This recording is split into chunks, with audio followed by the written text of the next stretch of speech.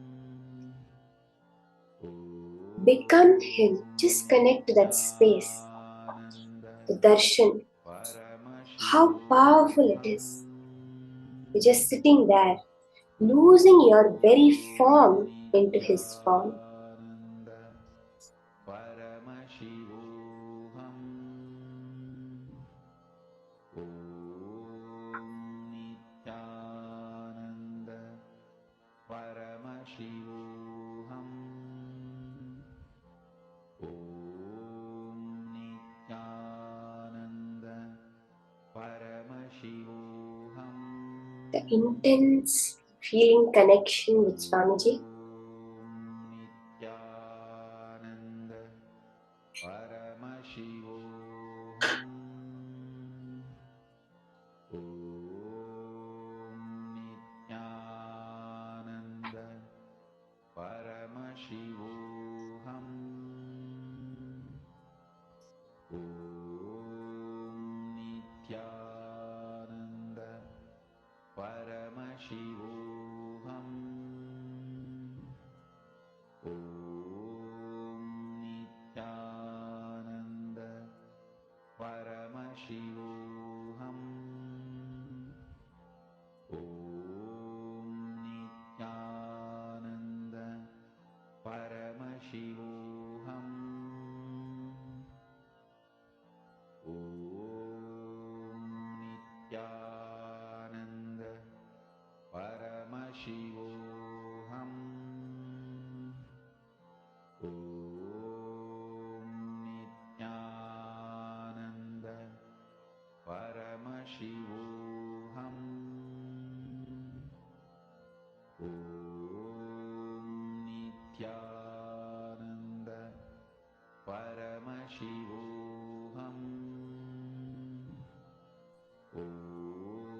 Every particle in this universe is you, is Swamiji, is Paramashiva, including you. It's just awakening that dormant, that sleeping Paramashiva inside you. The consciousness that actually is Swamiji. Why form? Because as long as humans are in the form, we can only relate with the form.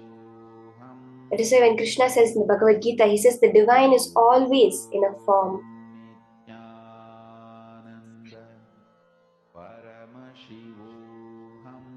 Just awaken that component of you that is already Swamiji. You have manifested your entire reality, meaning including Swamiji is just a manifestation of you, or you are just a manifestation of Paramashiva. Paramashivoham. Om Nithyananda. Paramashivoham. Om Nithyananda. Paramashivoham. Om Nithyananda. Paramashivoham. Om Nithyananda. Paramashivoham. Om Nithyananda.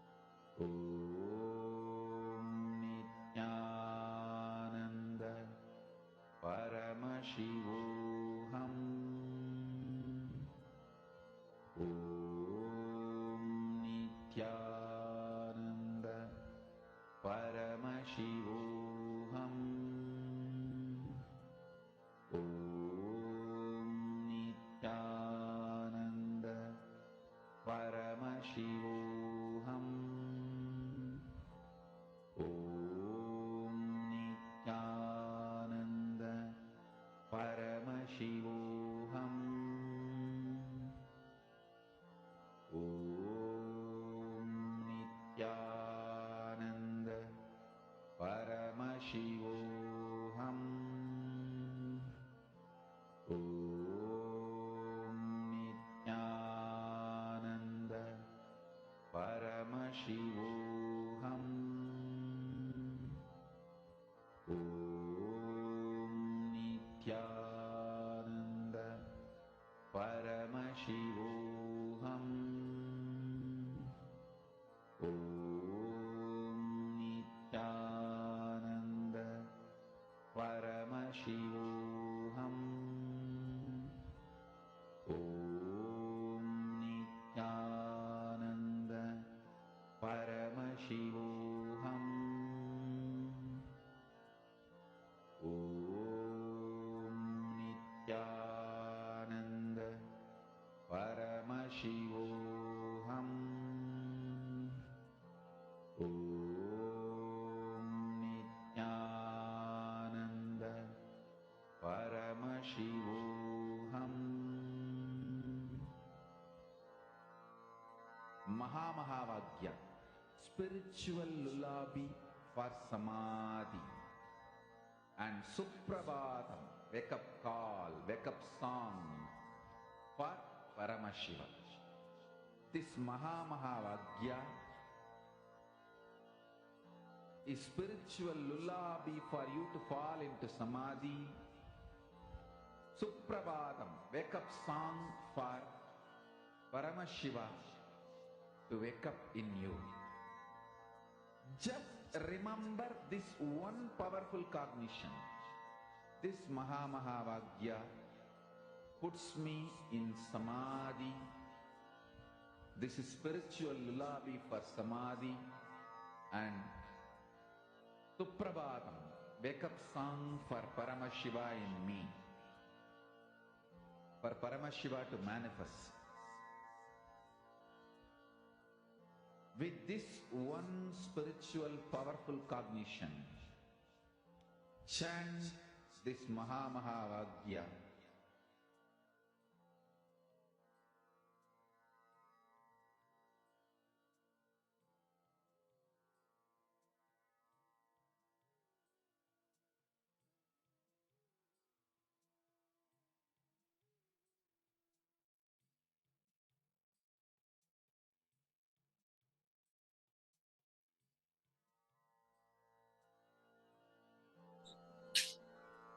Mahamahavagya. Visualize, embody Swamiji completely in every movement, every action, every reaction happening.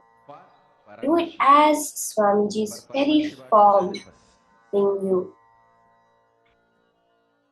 With this one spiritual powerful cognition, chant this Mahamahavagya. Om Nithyananda Paramashivoham. Om Nithyananda Paramashivoham. Om Nithyananda Paramashivoham. Om Nithyananda Paramashivoham.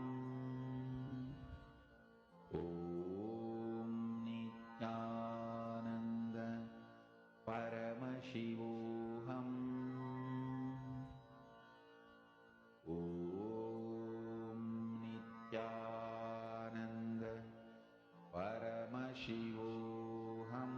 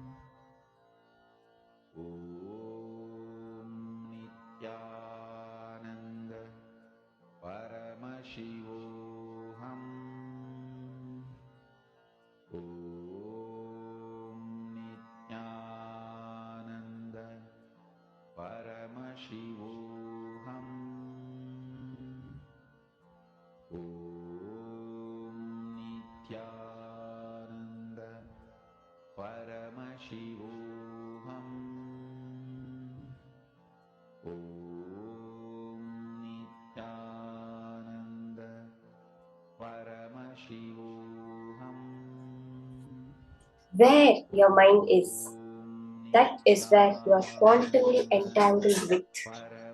The minute you are entangled with Swamiji, oneness with Swamiji, just remembering him is enough. You become him. All his characteristics have to manifest through you. So we can all relax and verify. You can just maybe smell your hands or ask someone who's there around you if they are smelling anything different. So maybe what you can do is you can go to someone who's there around you and without telling them anything, just ask them, what smell are you getting? Maybe ask them to smell your hand or just generally, what smell are you feeling around right now? And see what they're telling. Many times it will be like some unexplainable fragrance that will be coming. It will be sandalwood smell, there'll be the jasmine smell. There are different types of smells which come when you manifest the power of Surabhi. So you can also smell it and you can go and ask the people around you if they're actually able to smell the difference. So maybe you can smell your hands and the area around you, your clothes, and ask someone else also if they are getting that beautiful divine fragrance smell coming. So we can all verify now quickly the round about how we manifested Swamiji. See, this power is just pure manifestation of Swamiji. Each and every person will definitely experience this. It's a power which till now every single person has experienced at some level or the other when manifesting the form of Swamiji. Next, we're going to be entering today's whole day. We're going to be learning the deeper sciences and manifestation of health. As part of this, Swamiji has revealed the beautiful science of Arogya Spurana. The awakening of Arogyam means being beyond any type of disease or discomfort in the body. So let's now listen to these powerful cognitions on Arogya Spurana, awakening completely healthy body from Swamiji himself.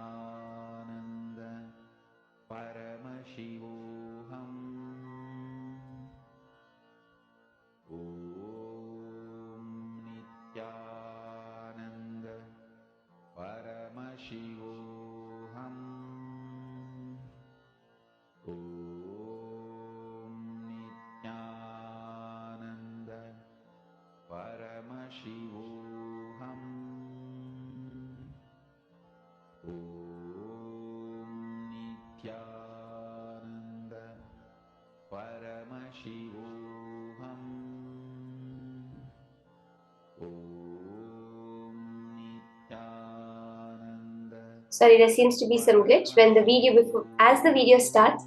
I'll just continue explaining what exactly Swamiji says as Arogya Spurana. Whereas, see, we all have our natural state of being as health. Swamiji says, like, if the belt fits, then the hip is forgotten. If the watch fits, the wrist is forgotten. If we are finding discomfort in some place, it is only because we know what it means not to have that discomfort, right? Let's say I'm saying I have a headache. You know that you have a headache only because you know what it's like to be without a headache. Am I right?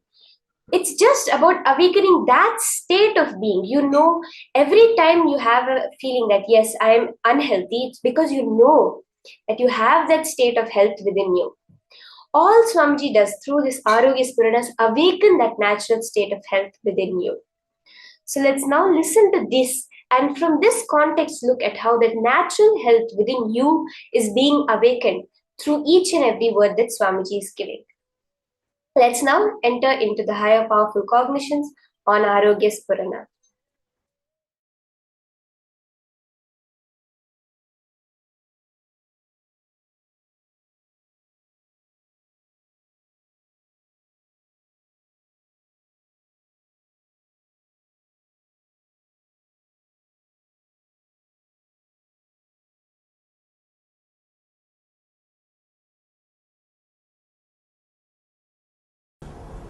First, let us understand the word Arogya Spurana.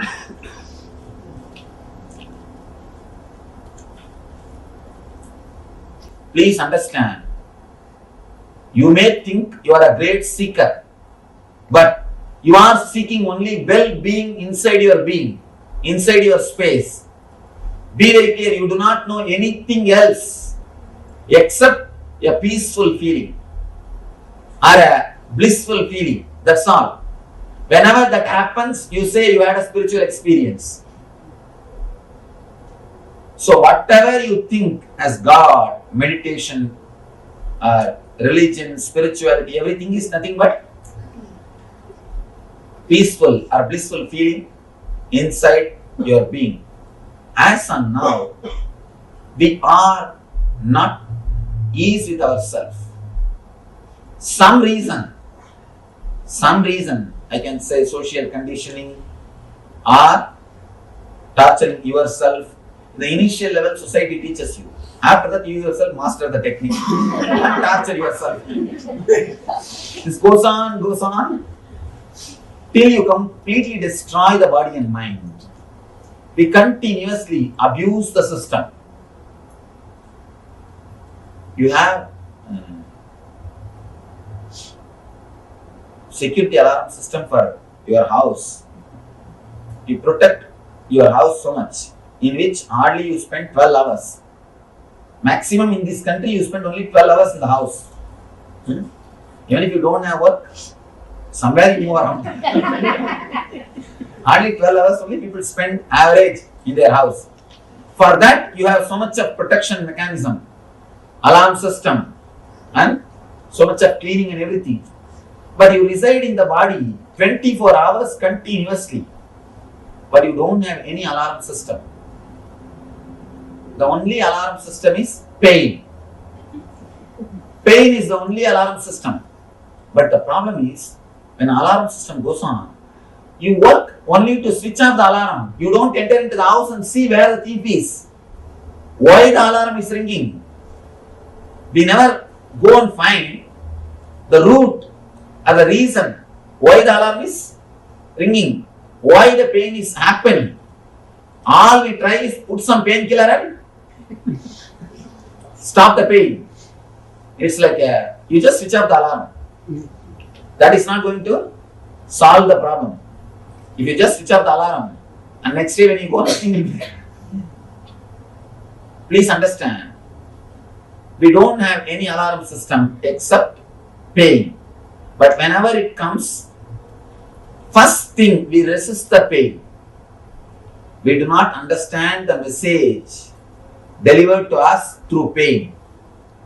Whenever pain happens to you, there is a message for you. It is just an alarm. Look into the message. What exactly the pain is trying to convey? What exactly the pain wants to tell me? What exactly I need to learn from the pain? Same way, continuously our body is giving so many messages for us. According to Ayurveda, not only according to Ayurveda, according to the truth, human body is the most sophisticated, intelligent system in the whole planet Earth. If you see 2-3 things, first thing, converting blood into blood, which every day your body does. Please take few minutes and in your notebook write a list of pains, uneasiness or diseases which you are having. Pains. Please understand. 3 level. Pains, superficial. Irritations like a ulcer or wheezing, that type of things. Third, diseases. This 3 level, all 3 level, please write whatever you have. Even if you suspect the little slight symptoms you are having, please write it down. If you already attended some of our programs or if you already know me, you may be knowing. Whenever I make any statement, I take responsibility for that statement. Now I tell you, even though it feels too good to be true, I tell you, whatever you have written will disappear. You may think, what are you talking, Swamiji? Please understand, whatever you think as disease, whatever names you may give, pain, disease, irritations, uneasiness, everything has got only 2-3 roots. Just 2-3 roots in your system. Because we do not go and touch the root, because we do not handle the root properly, we continue to struggle and suffer. I am giving you this statement, and not only that, when I say, I take the responsibility of that statement. I take the responsibility of that statement. All I request is, just try to put your best or your maximum energy into this meditation, maximum effort into this meditation, and just few tips which I am giving, try to imbibe in your life, nothing else. First thing, we are going to work on our body to remove the unnecessary toxins. I have to use the word toxins because I don't know any other word. In Sanskrit we call them dosha. In English I don't know any other equivalent word. Basically the dosha is because of the imbalance of vata, pitta and kapha. These 3 energies. Alright, I'll just give the meaning. Please understand the concept. Understand the concept, then you will be able to understand. Because there is no exact translation. It's all the words I am using are from Ayurveda system. The exact translation words are not there. Even the Ayurvedic books, English books, they use the same word only. They just give the meaning and they use the same word. All these 3 are responsible for our body functioning in a balanced way. Same way, all these 3 are only responsible for all our diseases. All our diseases. When we work on these 3, whatever we have inside the body, it can be completely healed. It can be completely healed. One more thing, when we work on the vata and pitta and kapha, even your bone structure will start healing itself. If somebody has got bone problems, even that will start healing itself. Because bone also is continuously created our body. Don't think you have the same bone structure. Continuously body is healing itself. Continuously body is altering itself. Continuously body is doing the repairing work. Because it is intelligence. Let me explain once more. First 10 minutes. Shake the whole body. Shake the whole body. So that your body will become liquid. Next 10 minutes, let all the irritation come out. Third 10 minutes, sit silently and witness whatever is happening in the body and in your mind. It's the initial preparation technique. I am preparing you, tuning the body to enter into the deeper level things.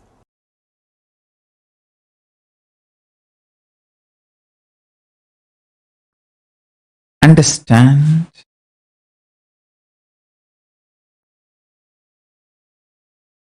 in reality and in Hindu tradition and as per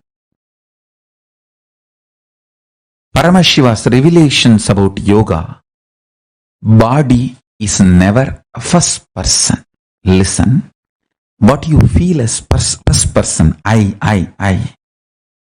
You all know first person means I, second person is you, third person is he, Body is never first person. Your skin will be shining if you see your body as a second person. You will become a most handsome, glamorous, beautiful, romantic, sweet person when you see your body as a second person. You will be an amazing bogi. Real bogi is not the person who takes boga from others, who gives boga to everyone. He is the real bogi. Real bogi is the bogi who gives boga to everyone. He is extremely charismatic. Goes on giving boga to everyone. Your blood will feel like a honey when you see yourself as a second person. The moment you start cognizing your body as a second person, you are a bogi. Everything you do becomes pleasant for you and for others.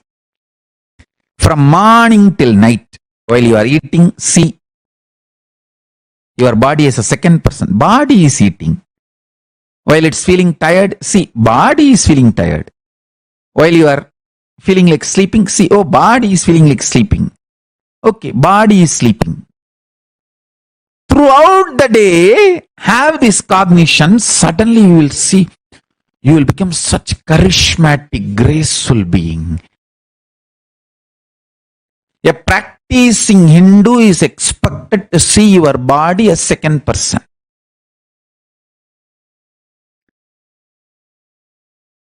Practicing yogi should cognize body as third person, not even second person. If you start cognizing your body as the third person, you will manifest all kinds of possibilities. Extraordinary yogic fiats. You will not have fear in the muscles. Fear in the muscles is called pain in modern medicinal terms. Understand? Bhaya in the muscle memory is pain as per modern medicinal system. If your muscle memory do not have bhaya, it just will do anything it wants.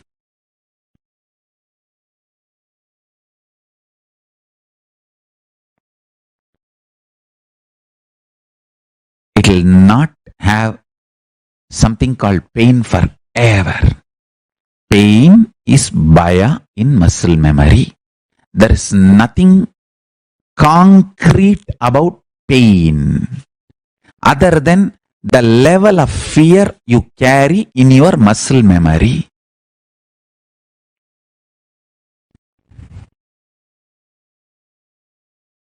Please understand.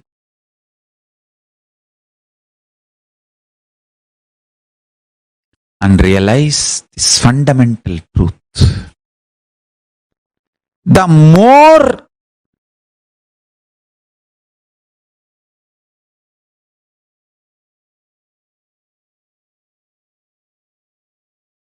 you move higher towards the powerful cognitions, the more bioenergy gets flooded, infused into your body. All kinds of extreme yogic fiats starts manifesting in you. Yogic possibilities starts manifesting in you when you treat your body as third person. All that the archery powers Arjuna expresses. Next, seeing body as fourth person. What is that? Listen. If you see your body as a first person, you are a bogi, sick. If you see your body as a second person, you are bohi. If you see your body as a first person, you are rogi, sick. If you see your body as a second person, you are bogi. Person who enjoys and gives pleasure. Very pleasant person, always pleasant, giving pleasantness to all.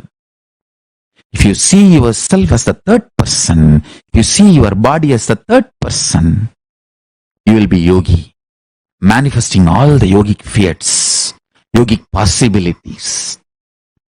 If you see your body as the fourth person, what is fourth person? Means cognizing all bodies are your bodies. You can spontaneously, simultaneously operate all bodies through your will or free from the will while you are operating the body you are holding. Just like the body you are holding, how you can operate simultaneously, spontaneously, you can operate all the bodies all the time. That is what I call incarnation. Understand? If you see your body, if you cognize your body as the fourth person, you are an incarnation. The Meenakshi Sundareshwara's body is an incarnation body. They were seeing their bodies as fourth person. Then you manifest all powers. Whoever manifests powers for those few seconds, when you manifest powers, you are in the state, you see your body, you cognize your body as fourth person. Understand? If you can read through others' third eye, if you can manifest powers through others' body, those few chanas, seconds, you are in the space of fourth person. That is how you manifest powers. Whoever manifests powers through other bodies cognize themselves as fourth person for those few seconds. Understand? Understand? Yoga is all about raising yourself next level. From the first person, move to the second person. From the second person level, move to the third person. From the third person level, move to the fourth person level. That's all is yoga. Yoga, as per Paramashiva, is helping you, supporting you, step by step to move from the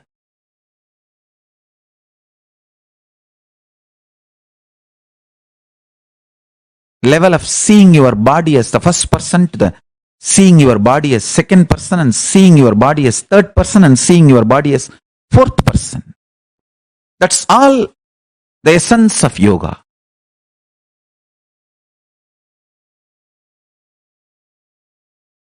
Now, I'll make you understand experientially not only your patterns, the way you think about you. I have some more references for you.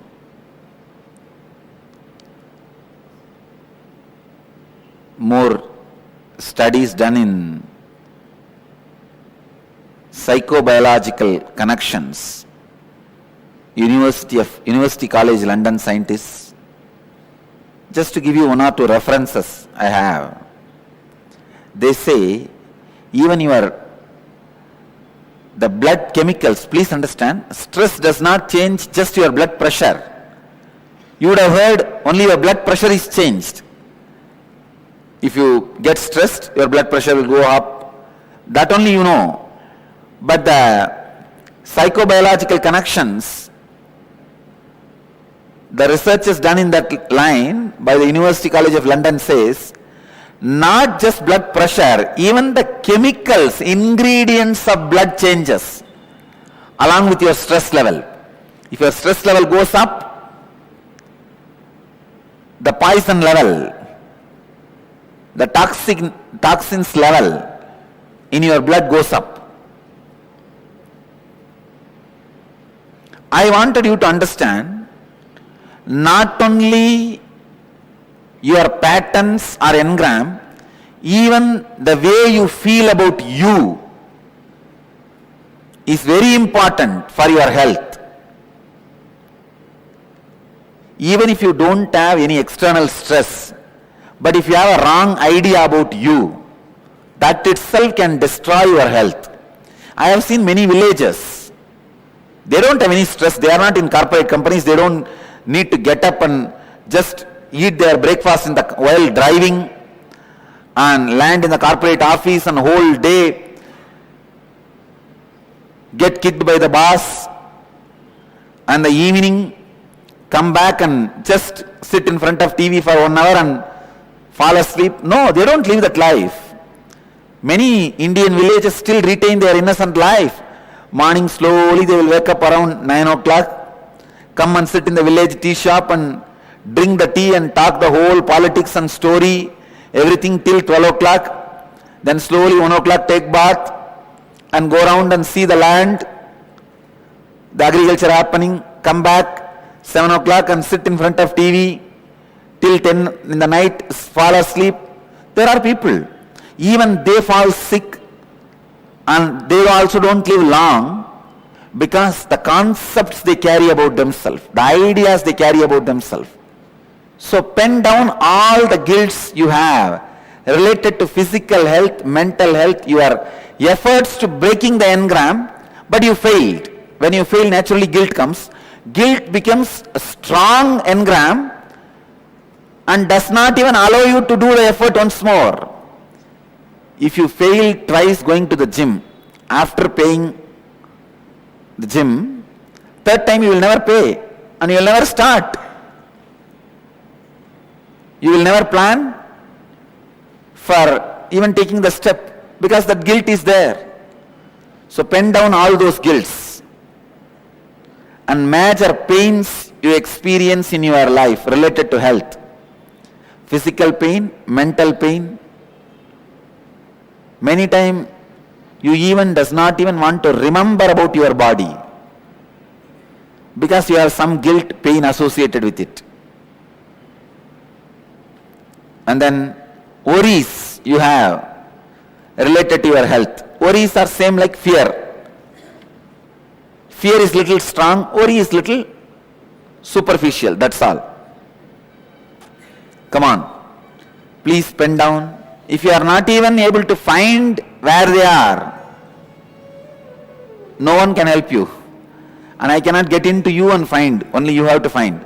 I can only help you to break it.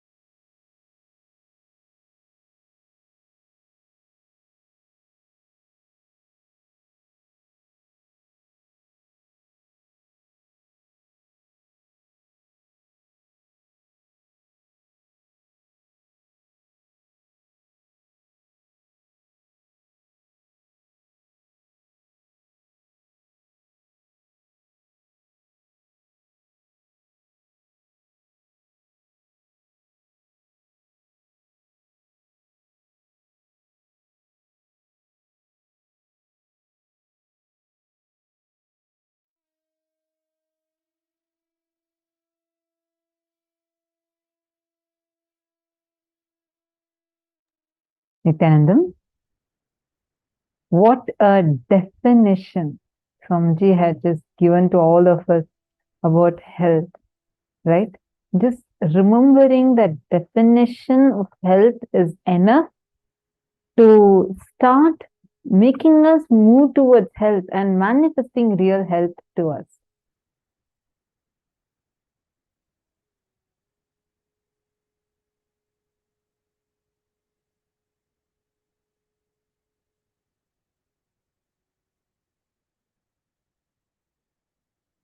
Wow, Ma Sarlananda has shared. During an IA a few years ago, one evening during darshan, Swamiji had taken me in his arms as he did all the participants. And when my hands rested around his waist, they entered in his body. It's unforgettable for me. My hands penetrated. It was like a sweet and a fluid honey.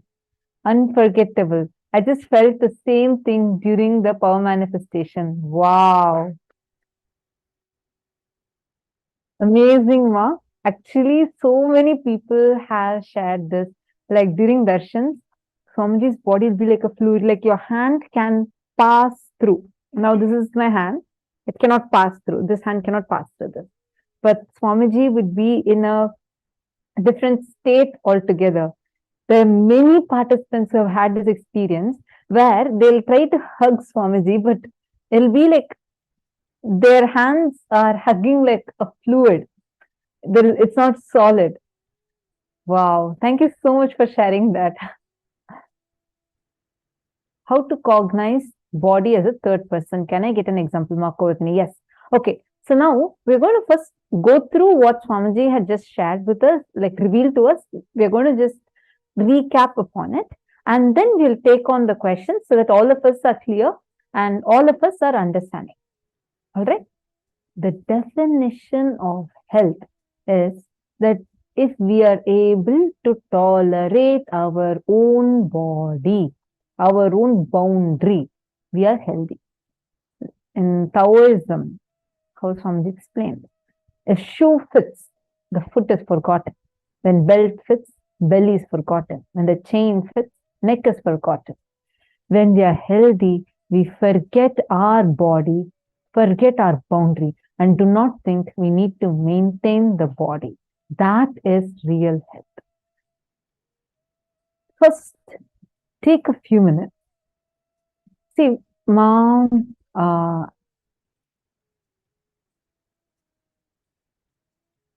Govardhini had asked how to cognize the body as a third person. For that, first you need to start unclutching from it. The very definition that Swamiji has given on health, cognize it, spend a few minutes in internalizing just this definition. Are you understanding, Ma Govardhini? Sorry, could you wave your hand? I'm just trying to search for you on the Zoom. Ma Govardhini.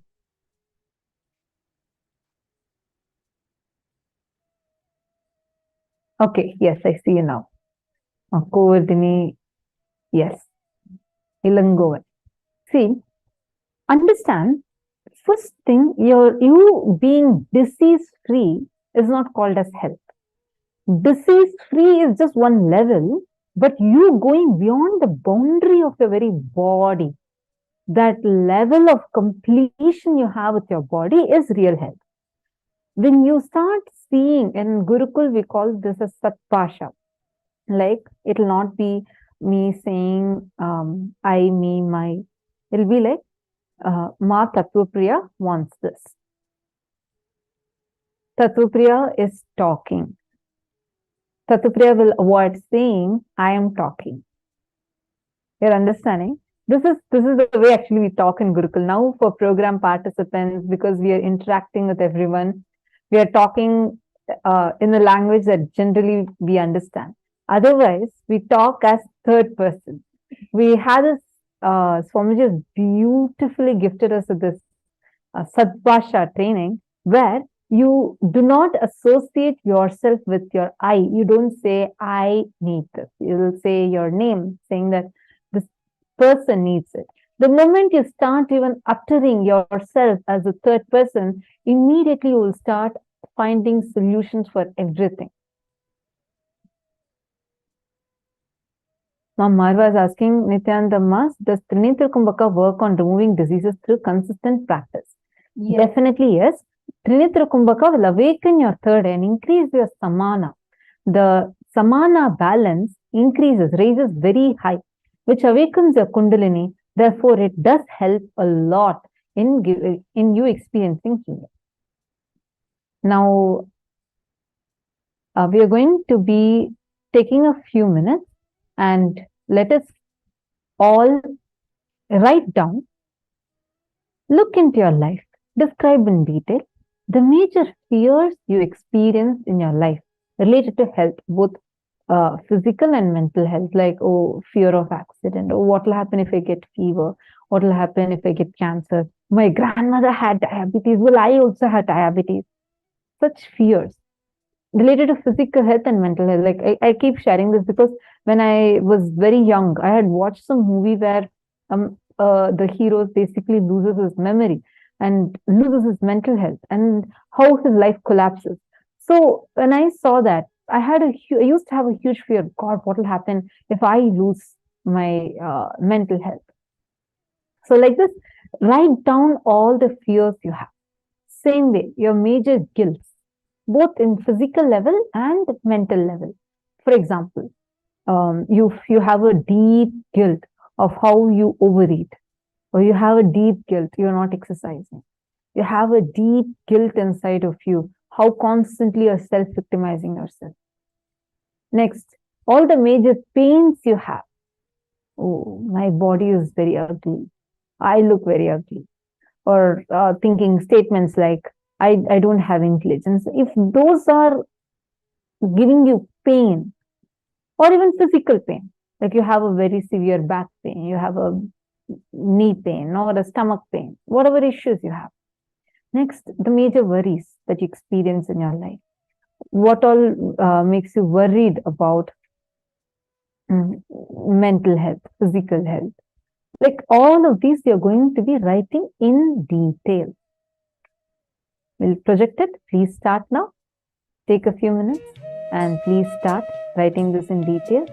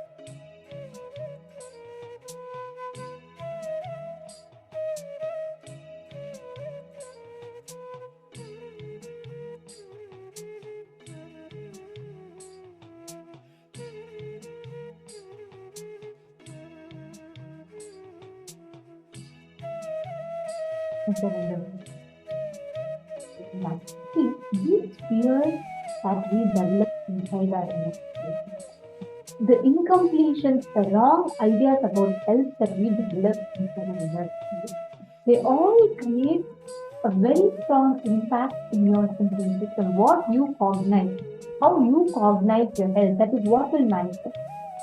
If you cognize your health as something that is not good, you need to really try all of it. Now, if you just continuously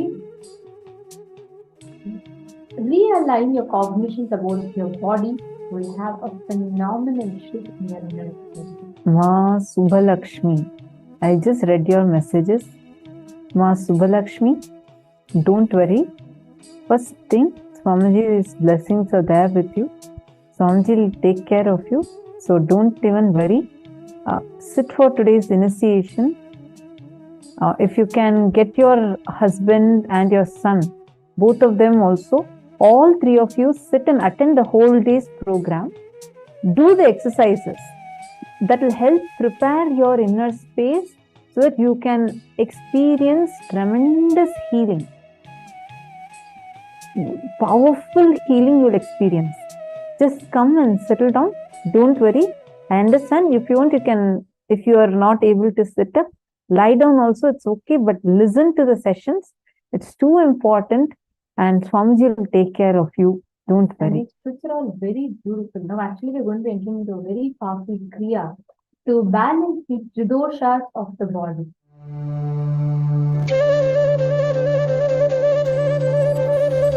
Vasudeva సుదం దేవం గంసచానూరమర్దనం దేవకీ పరమానందం కృష్ణం వందే జగద్గురు. Is the most powerful, greatest embodiment of the cosmos, Sadashiva, ever happened in the cosmos, and the greatest devotee of Sadashiva. If I have to put in one word the life, legacy, message of Krishna, I'll use the word life. Just intense life. It expressed in body as ever youthful. It expressed in intellect as amazing strategist. It expressed in emotion as a most beautiful, pure romance. Essence of Krishna's life, message, legacy is life, intense life. He is so much in love with life, in romance with the cosmos. Everything was just celebration, celebration, celebration.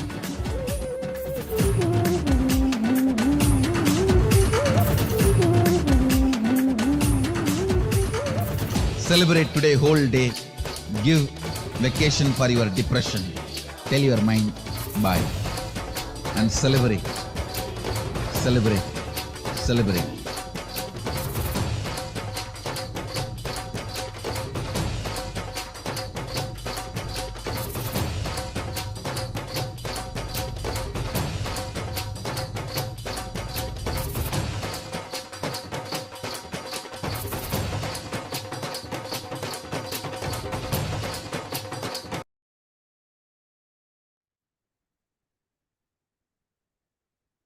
Yes, now all of us are going to be entering into a kriya that we are going to do. Ayurveda, as per Ayurveda, there are three basic components in our body which makes up a huge part of our health.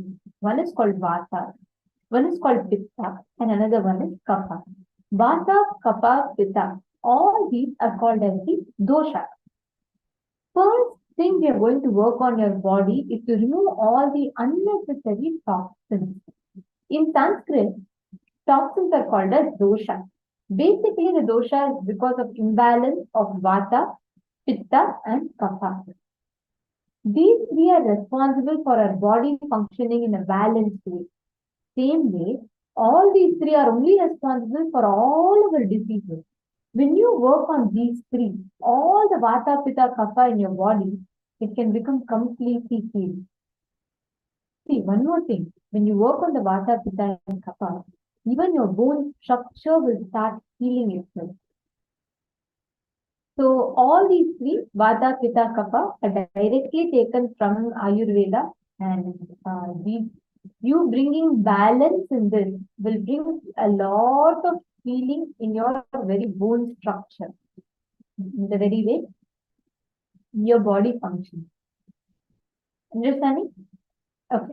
So now the Kriya that we're all going to be entering into is related to balancing of all these vidoshas in the body. Here you see, your Vata, Pitta and Kapha, the three are related to your mind. Pitta is directly related to visualization. Vata is related to verbalization. Kapha is related to consciousness. That is why if the Pitta becomes too much, your visualization will be imbalanced.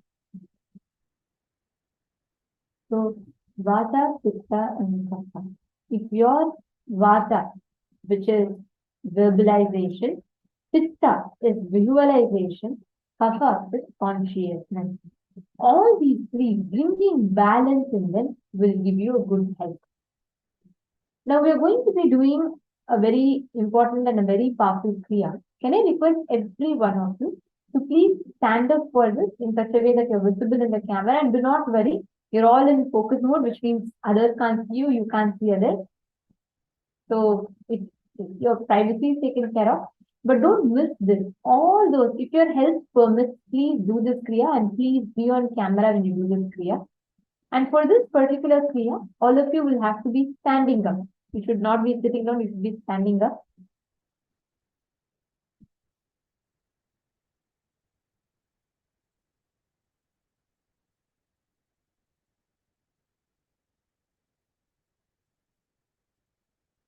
Please take a few minutes. All of you stand up, please. Don't have any kind of hesitations or anything. This is a very powerful kriya. Do it. It's okay. How much ever you can do it. But do it. This will give you a tremendous healing in your inner space when you settle, when you bring that balance.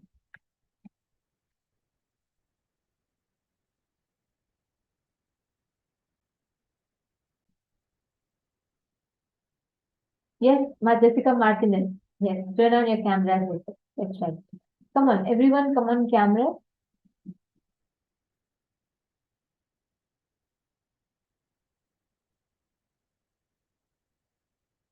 Yes.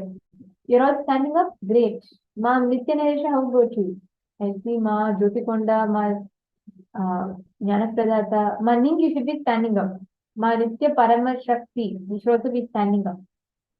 Ma Parandamini, please stand up for this kriya. For this kriya, do not sit down.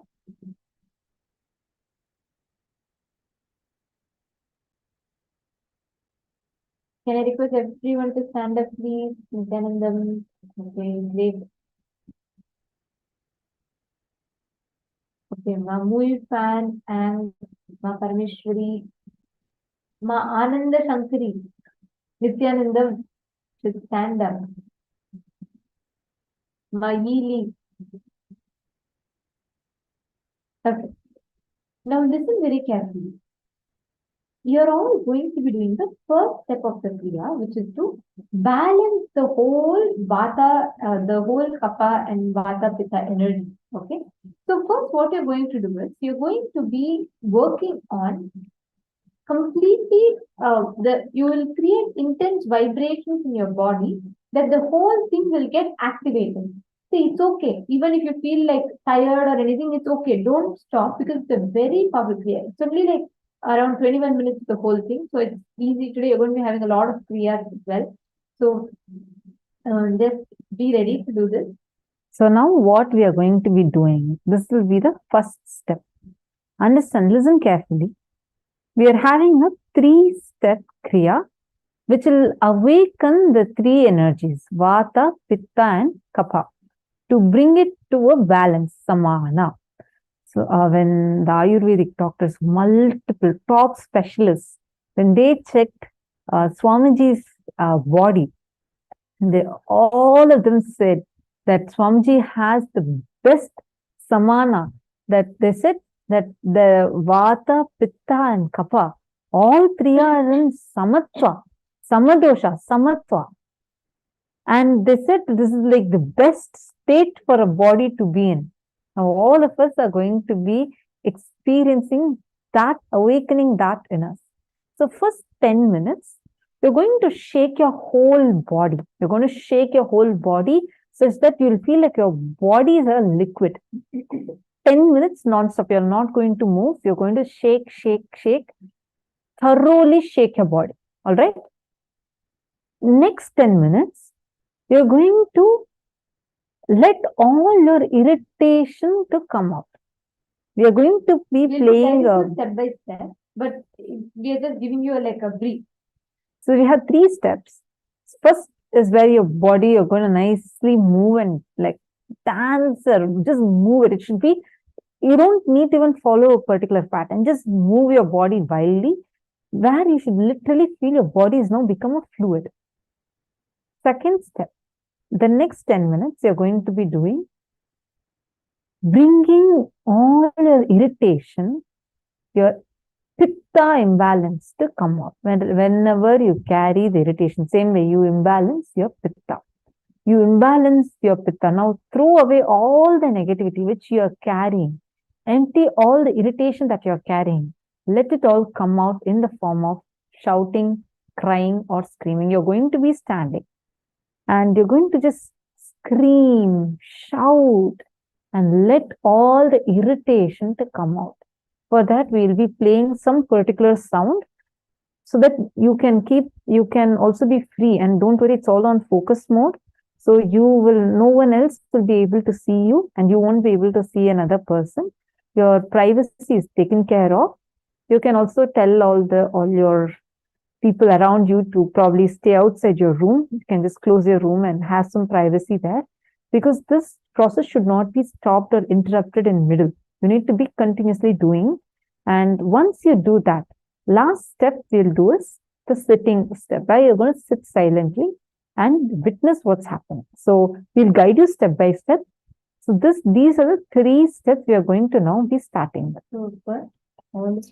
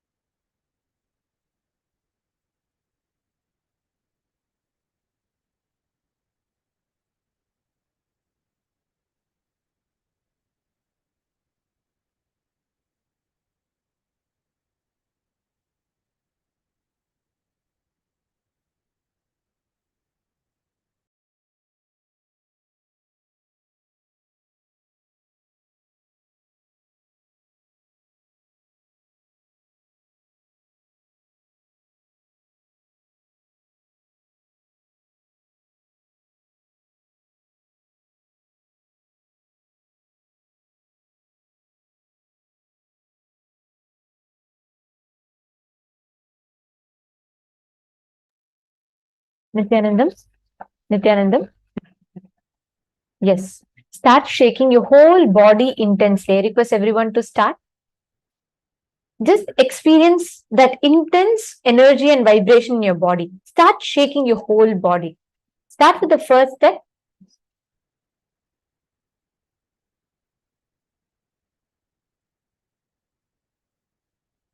Start shaking your whole body intensely. Come on, every one of you start shaking. Please get up and all of you please start shaking your whole body. Great. Yes. Move your whole body.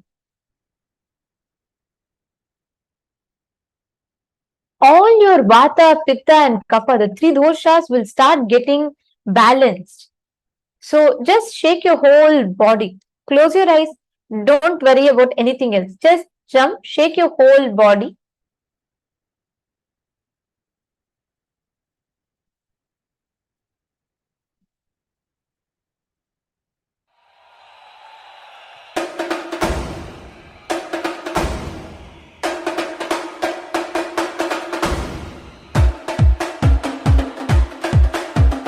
Panduranga Jaya Vittale, Nithyananda Nitya Vittale, Panduranga Jaya Vittale, Nithyananda Nitya Vittale, Panduranga Jaya Vittale, Nithyananda Nitya Vittale, Panduranga Jaya Vittale, Nithyananda Nitya Vittale.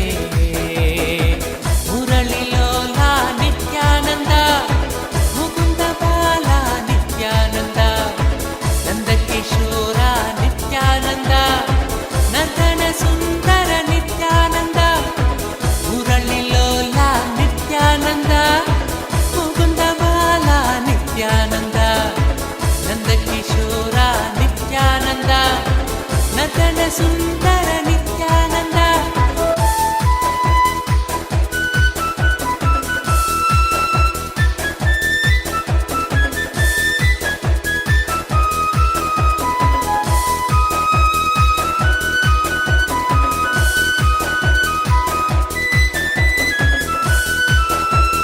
Panduranga Jaya Vittale, Nithyananda Nitya Vittale, Panduranga Jaya Vittale, Nithyananda Nitya Vittale, Panduranga Jaya Vittale, Nithyananda Nitya Vittale, Panduranga Jaya Vittale, Nithyananda Nitya Vittale, Mukunda Madhava Nithyananda, Madhusudana Hari Nithyananda, Madhura Mohana Nithyananda, Mangalamurthy Nithyananda, Mukunda Madhava Nithyananda, Madhusudana Hari Nithyananda, Madhura Mohana Nithyananda, Mangalamurthy Nithyananda, Panduranga Jaya Vittale,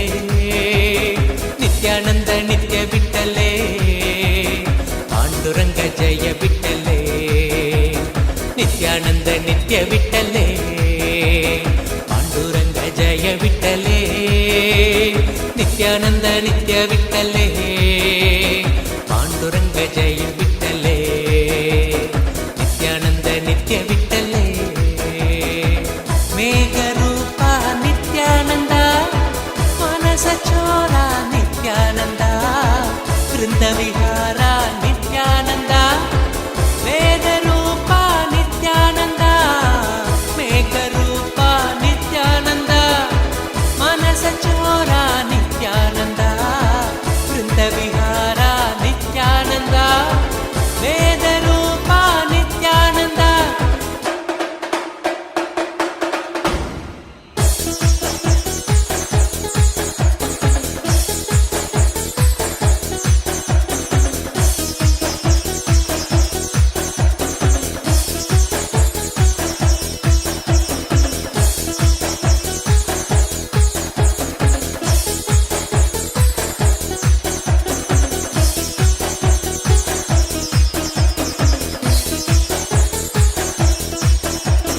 Panduranga Jaya Vittale, Nithyananda Nitya Vittale, Panduranga Jaya Vittale, Nithyananda Nitya Vittale, Panduranga Jaya Vittale, Nithyananda Nitya Vittale, Panduranga Jaya Vittale, Nithyananda Nitya Vittale, Nandishwara He Nithyananda,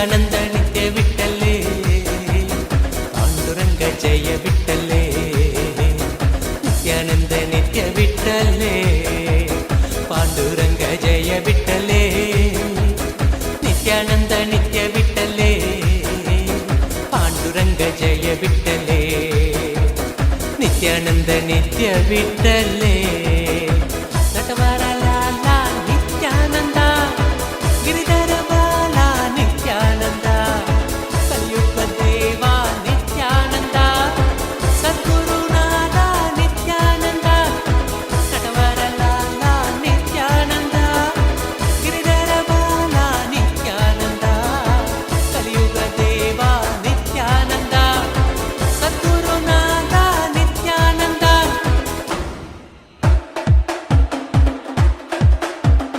Panduranga ಜಯ ವಿಠಲೆ ನಿತ್ಯಾನಂದ ನಿತ್ಯ ವಿಠಲೆ ಪಾಂಡುರಂಗ ಜಯ ವಿಠಲೆ ನಿತ್ಯಾನಂದ ನಿತ್ಯ ವಿಠಲೆ ಪಾಂಡುರಂಗ ಜಯ ವಿಠಲೆ ನಿತ್ಯಾನಂದ ನಿತ್ಯ ವಿಠಲೆ ಪಾಂಡುರಂಗ ಜಯ ವಿಠಲೆ ನಿತ್ಯಾನಂದ ನಿತ್ಯ ವಿಠಲೆ ಮುರಳಿಲೋಲ ನಿತ್ಯಾನಂದ ಮುಕುಂದ ಬಾಲ ನಿತ್ಯಾನಂದ ನಂದಕಿಶೋರ ನಿತ್ಯಾನಂದ ನರ್ತನ ಸುಂದರ ನಿತ್ಯಾನಂದ ಮುರಳಿಲೋಲ ನಿತ್ಯಾನಂದ ಮುಕುಂದ ಬಾಲ ನಿತ್ಯಾನಂದ ನಂದಕಿಶೋರ ನಿತ್ಯಾನಂದ ನರ್ತನ ಸುಂದರ Nithyananda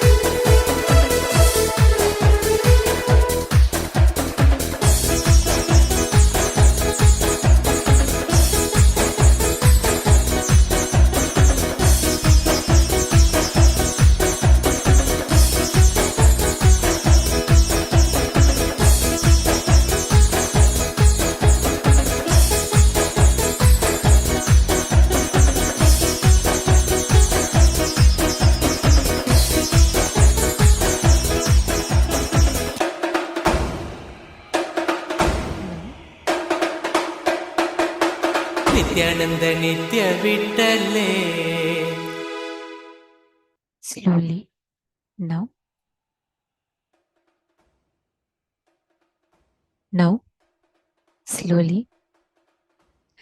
Let all your irritation start coming out. The entire Vata, Pitta, Kapha, the imbalance in your body,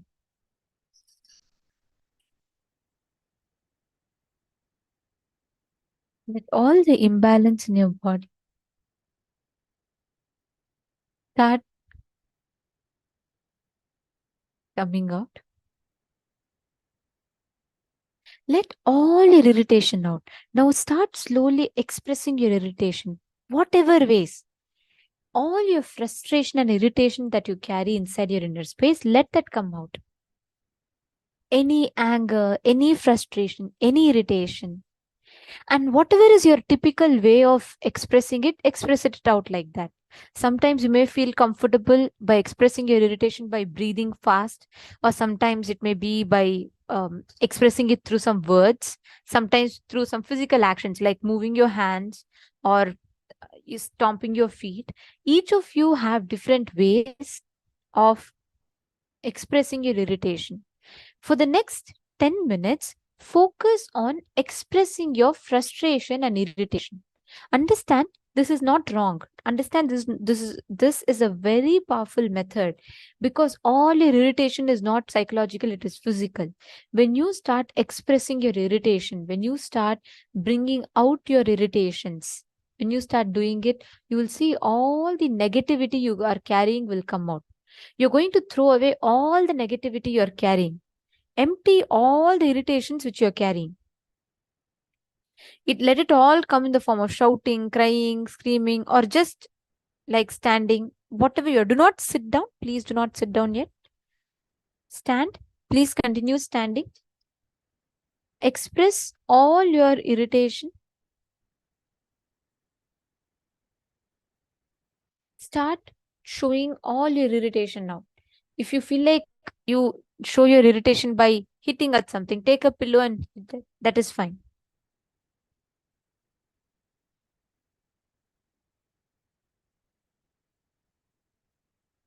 I request every one of you to sincerely do this. Please start.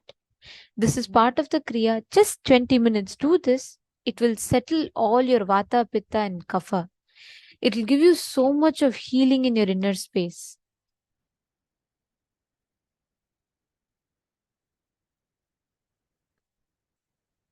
Express your irritation. If you feel like it is by shouting at someone or however you do it, express it for the next 10 minutes. Remember, you are throwing away all your negativity. All the negativity sitting inside of you is coming out. So throw away your negativity. Empty it out. Whatever is inside you, don't hold on. Release all the anger, everything outside.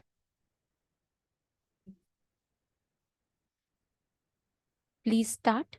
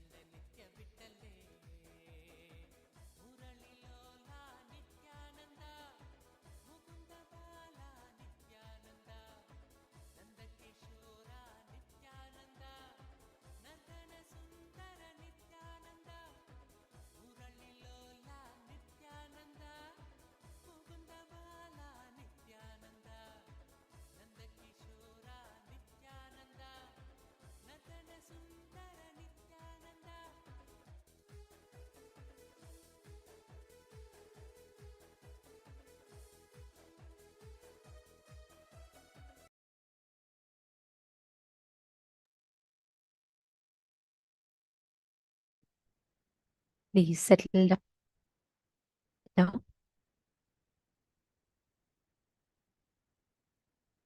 sleep. Please settle down.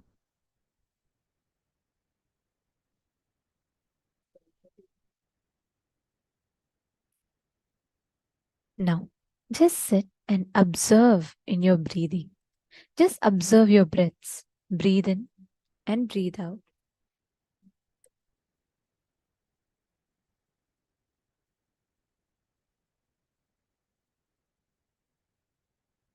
Breathe in deeply and slowly and breathe out deeply and slowly. Just observe the whole breathing. Unclutch your inner space.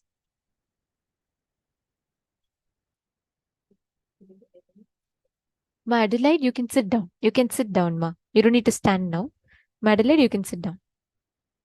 Please settle down. Do not get distracted to anything. Just observe your breathing pattern. Just sit and observe your breathing.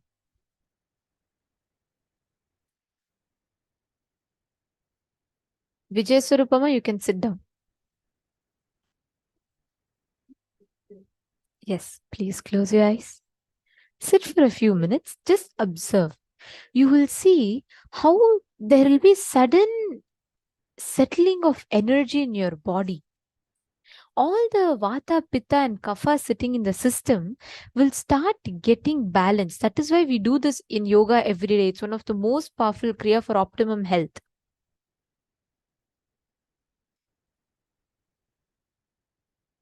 Just observe the whole vata, pitta, and kapha settling in your body.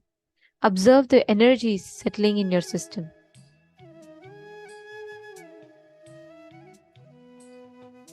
Slowly unclutch. Just sit. Preferably, you can sit on the ground. Just see what is happening. Witness whatever is happening in your body and mind.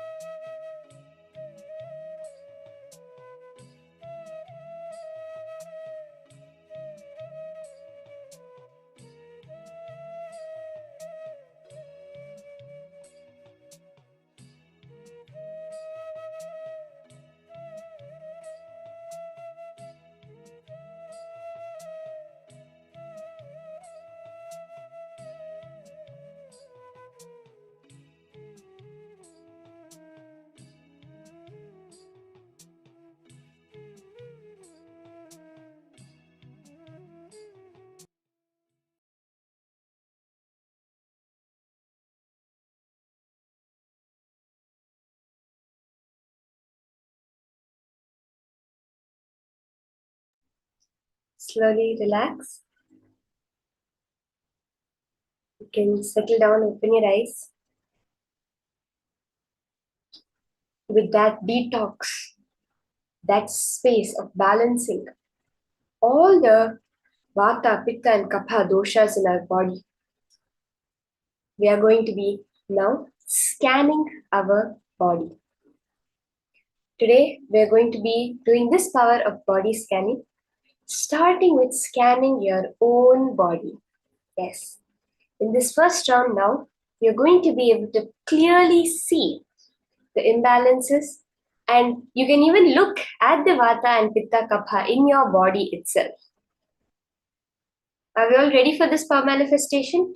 So I request all of you to settle down. You can clear up the space around you. Come back, sit in front of your screen.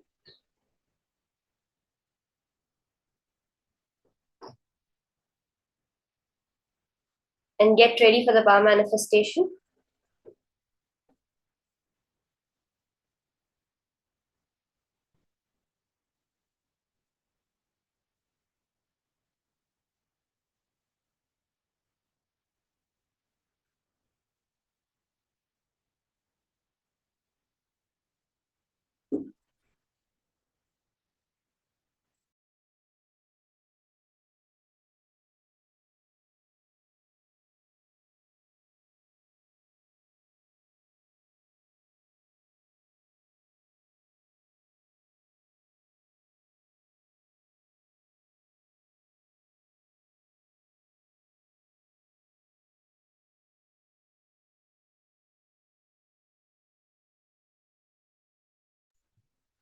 So now that we're ready, let's enter into the Shastra Pramana, the scriptural reference for the power of body scanning. This reference is from the Vijnana Bhairava Tantra, Sutra 51, Dharana 31. Swadehe jagato vapi sukshma sukshmatarani cha tattvani yani nilayam dhyatvante vyajyate para. Bhagavan Paramashiva says, cognize deeply that from the subtle to the subtlest constitutive principles of your whole body or of the whole universe, the Swadeha or the Jagat, that constitutive principle, the Sukshma Tattva, simultaneously consists of the essential reality. By the experience of such restful awareness, one becomes complete from all thoughts, and the ultimate universal divine power, the Para, Devi, Adi Shakti, is revealed, and the supreme power manifestation happens. Just from that one cognition that whether it's you or the universe, you are pervaded by Paramashiva. If you can know one handful of clay, you can know the clay of the entire universe, as Vivekananda says. And you're able to cognize that both consist of that essential reality, which is what you're perceiving even now. You're able to manifest the power of body scanning. We have a beautiful Apta Pramana for this power of body scanning, which is from the life of a great Siddha, Terayar.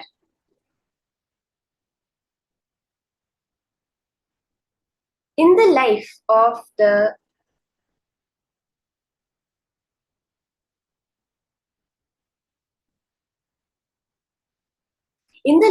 this great Siddha, Terayar, there was an incident where how he got his name Terayar, which was the starting with the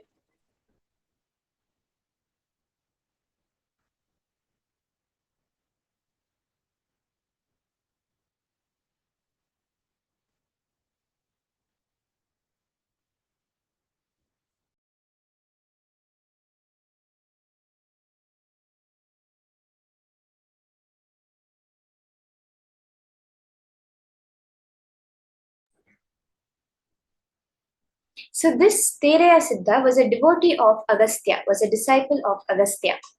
And Agastya was a very great Siddha. And one time what happened was that a disciple approached Agastya saying that he had an intense headache. And he did not know the cause for his headache. So Agastya just did this performed this power of body scanning so powerfully and revealed to that disciple that there is a small frog called a tere which is sitting inside the brain of that person, and he just commanded his disciple Tereyar to perform an open head surgery and remove that frog without touching, without any invasive methods. Just like that, he was able to so powerfully just perform the surgery and get rid of the tere, after which that person's headache was cured.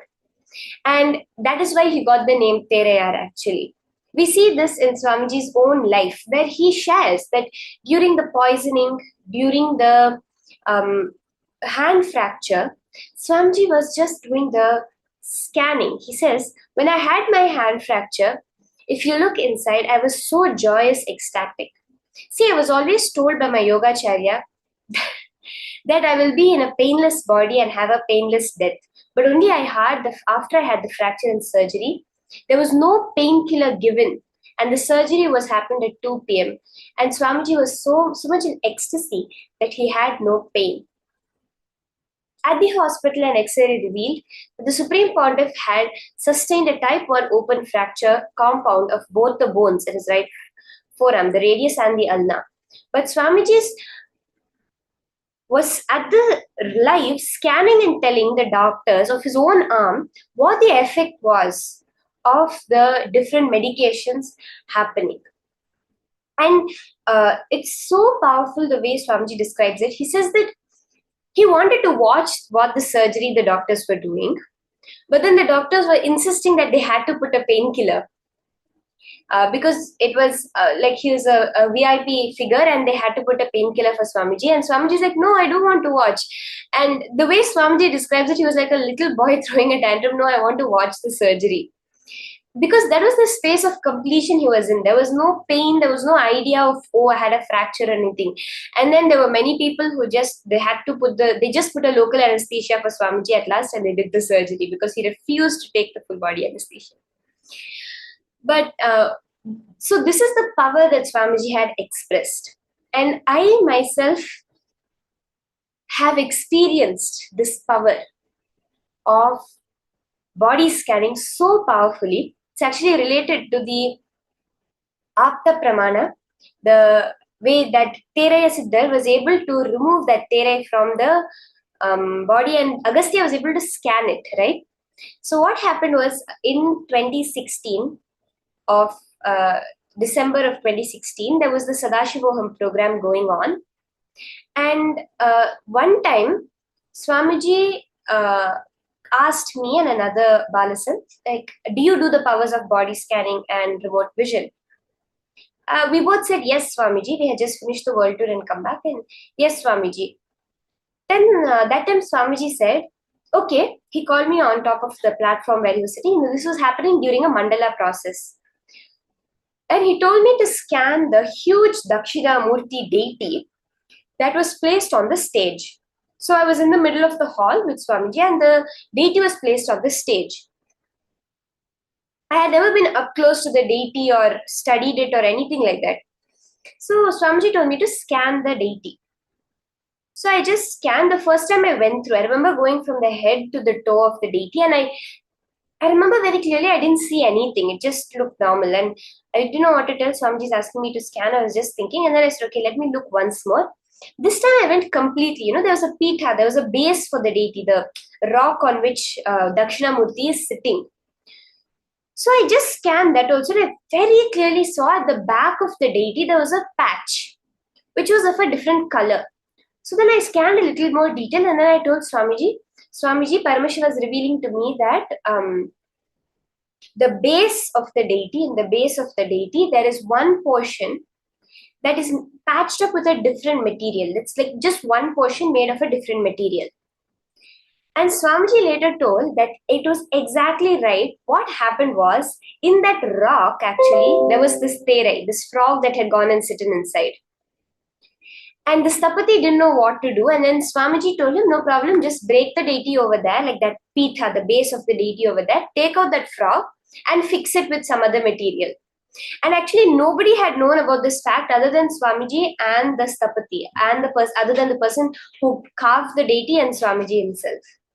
And I was also able to very clearly scan and see the whole patch of work that had been done on that deity. So now all of you are going to be manifesting this power. But as Swamiji says, the first step which is necessary is to scan your own body. Now, as the Shastra Pramana revealed, when you cognize that the constitutive principle, when you look in, we have cells, within the cells we have the atoms, within the atoms we have the electrons and protons, we have the pure energy. That energy, that space dimension of the cosmos, this resides within you, resides in every being in the cosmos, resides in every cell of your body, and resides in your cognition also. Now, in this power manifestation, just by tuning into that space dimension, that formless which has come in the form as Swamiji, you'll be able to scan all the details of your own body. Swamiji literally says your body has the capability for your eyeballs to roll inwards and look at every organ in your body. So we're going to start with this. I request all the participants, you can sit straight, close your eyes first. I'll guide it by you step by step. It's very important to know that this is a science. It is very clear that every point in the universe carries the whole. That means that whatever you consider your knowledge is actually a knowledge of the whole, the entire universe, which we are seen as the Pindanda, as our body. So now you're going to close your eyes. I request all the participants, you can sit, close your eyes. Start unclutching first. Any thoughts, emotions, distractions coming up, just witness it. Do not create it, sustain it, destroy it. Be a pure witness for it. Now, once you have tuned out from the lower frequencies, tune in to the higher frequency by the Mahavakya. Start chanting the Mahavakya intensely. Om Nithyananda Paramashivoham. Then connect intensely to Swamiji.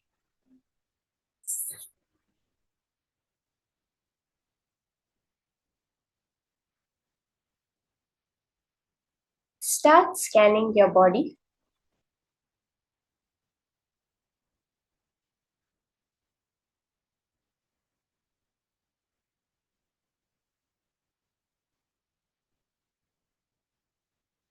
From your toes, you can scan how the nail is attached to your body. Just put your awareness there. Paramashiva, Swamiji will reveal the information to you. Let your gaze, your third eye, go to the toe. Very clearly you will see. In any way Paramashiva chooses to reveal, whether as a color, as an image, as a feeling, whatever comes up, just accept it as a prasada from Swamiji. When we do the power manifestation, it is just witnessing Paramashiva's manifestation. There is nothing that we have to do. The 3D live you'll see now. Your toenails, the ligaments, the tendons, the muscles. Scan each and every one of your 5 toes. See the bones within them. Now the joints in your toes. Coming up to your foot.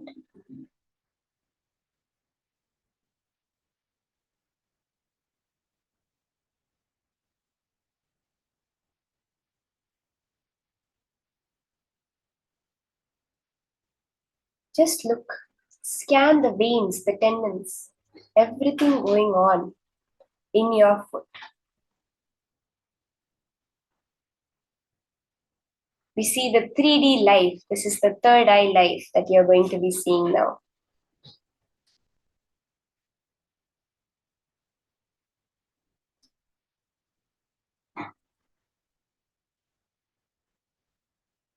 Now you can move to your ankles. You can see how's your ankle connected, your foot, everything in detail, the blood vessels, the capillaries, the cells, what each and every cell is doing, your skin, the nerves.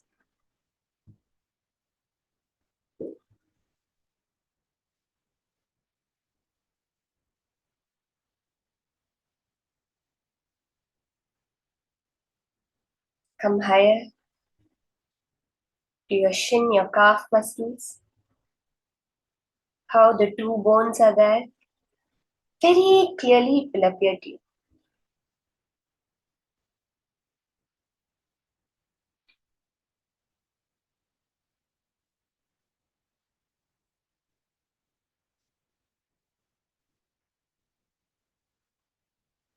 Just scan what all is happening within your body. Come up to your knees now. The synovial fluid, lubricating your joints. The kneecap, holding your knee in place. Scan in utmost detail each and every cell. Paramashiva will just reveal it to you live, clearer than you see it on camera. You can come higher to your thigh muscles, the longest bone in your body, your femur.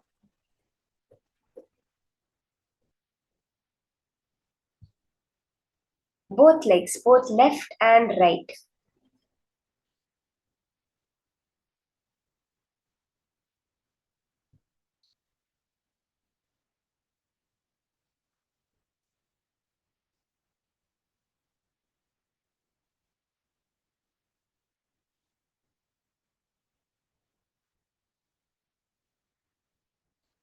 Come up now to your hip bone, the pelvis, the pelvic cavity. All the movements happening, the fluid movements, the blood movement, the air movement. How it is sustaining the weight of your body. Scan your digestive system. How your intestines are absorbing all the necessary nutrients, absorbing the water. Your spine. Just gaze at it through your third eye. See your spine, the amount of activity it is doing, how it is aligning you with the cosmos. The Kundalini Shakti raising as you're doing the power manifestation.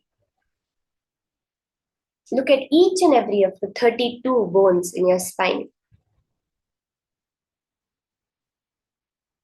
The fluid that travels, the intrathecal fluid, traveling up and down as you breathe.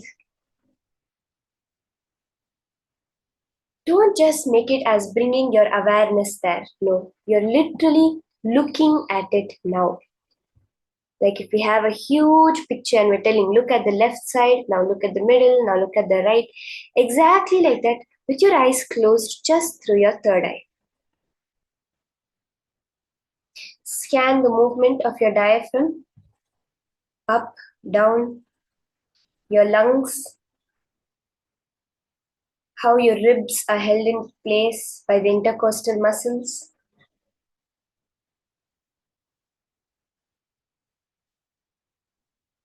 How the billions of tiny alveoli in the lungs are taking in all the oxygen necessary for your body to function. Up to your face, your neck. Now scan your arms, the tips of your fingers, the nails that are joined over there. Go to the detail of each and every pore in your body, what is happening.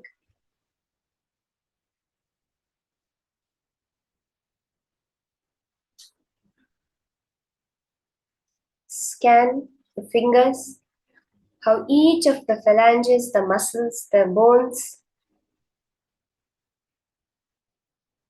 are connected, are functioning. Scan the radius and ulna, both the bones in your arm, your elbows, how the movement happens, how it is connected, the types of joints in your body, to your shoulders.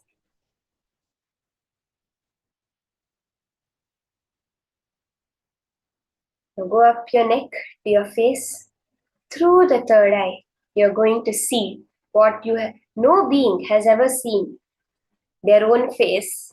We only see it in a mirror. Now you're going to live physically see your own face through your third eye. Scan your mouth, your cheekbones, the cheek muscles, how they are moving when you smile.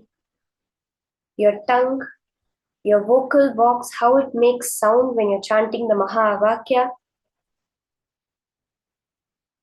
How your tonsils are constantly sensing, filtering everything that is going through. The epiglottis, deciding whether the air has to go through your lungs or the food has to go through to your stomach.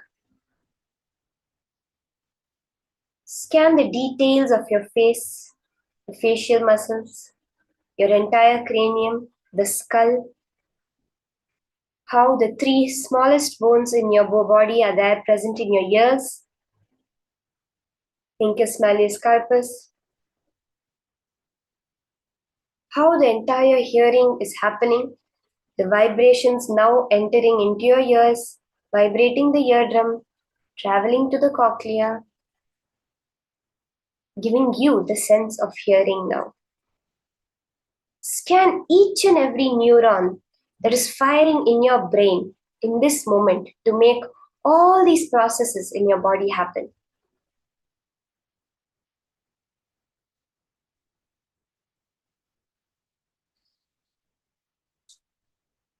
Intensely scan.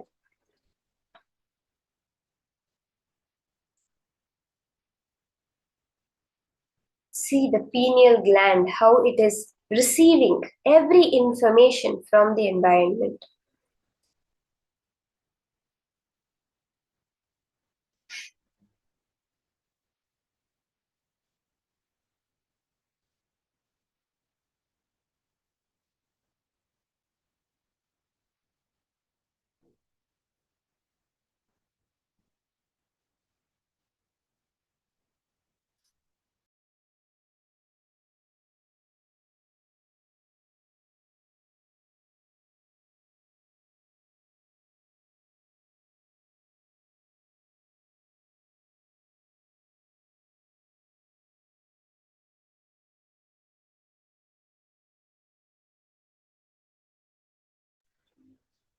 Slowly relax now.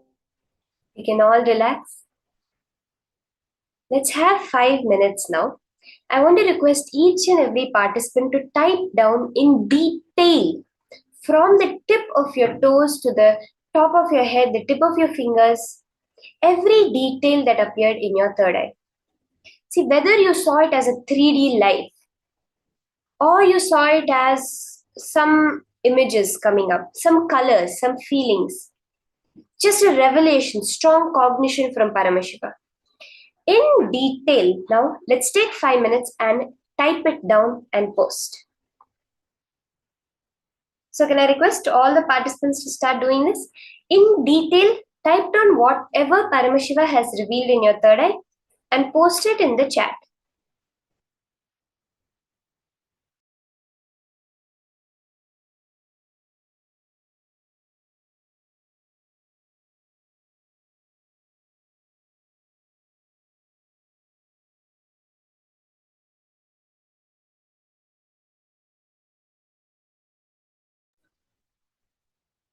Let's all take a few more minutes, and can I request everyone, Ma Julie Silla, Ma Nataraja Priya, Ma Natalie Phillip, Ma Tansy Leng, can all of you type down whatever appeared in your third eye? Ma Isabel Fontaine, Ma Hui Chechen, Ma Jana, Ma Santi.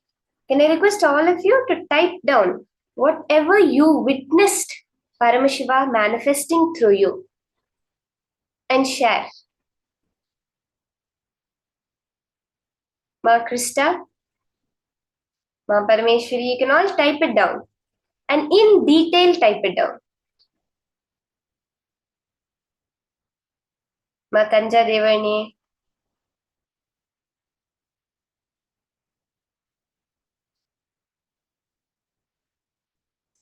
let's all quickly type down and share whatever Paramashiva revealed through the third eye. Ma Koira Nyang, Ma Diana Spilov, can all of you type down Ma? Ma Anik, Ma Huiru, Ma Jayalakshmi, Ma Amrita Vandini, all of you can just type down whatever Paramashiva revealed to you.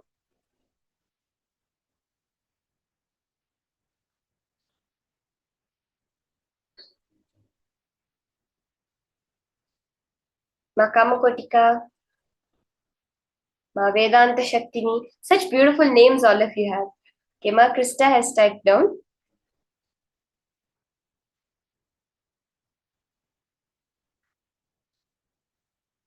Wow, okay, Ma Krista, you're sharing that you were able to see the difference in your two shoulders. One where you're having the pain and one which you are not. You were able to actually see the inflammation that is there. That is such a beautiful manifestation, Ma. Understand, just by the third eye falling there, Ma, the healing has happened.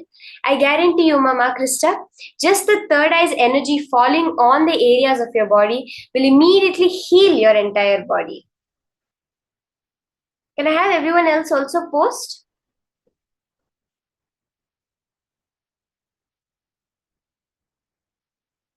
Ma Mui Fanang, Ma Subhignyana Swarupini. All of you can also post whatever Paramashiva revealed to you. Yes, okay, I see Ma Katie Lux.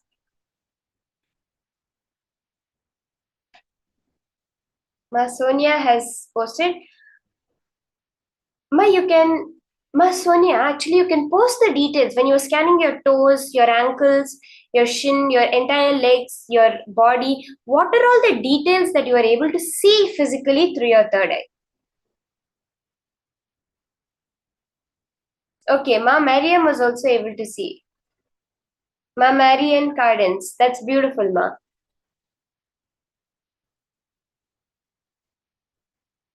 So beautiful, many people were able to actually see. Now further in the rounds, you'll be able to scan so much more detail and scan the accurate diseases of people, the accurate way, the marks that people have on the different parts of your body.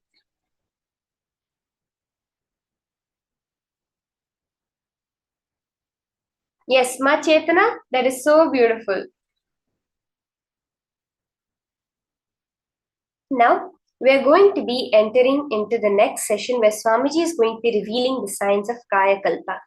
Now, all of you, whatever you scanned in your body, whatever you are able to sense, and any general pains, any general fatigue you're having, we are going to be understanding from Swamiji the science of Kayakalpa.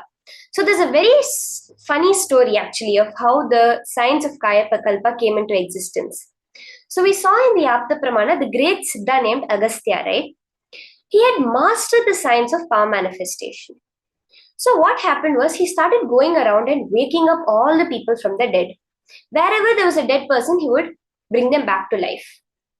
This started to, you can say this is a leela that he played to reveal the science of Kayakalpa to the universe. Where this started to imbalance the universe because the people who are dead have to stay dead and take their next lives. So Paramashiva came down and told him, stop.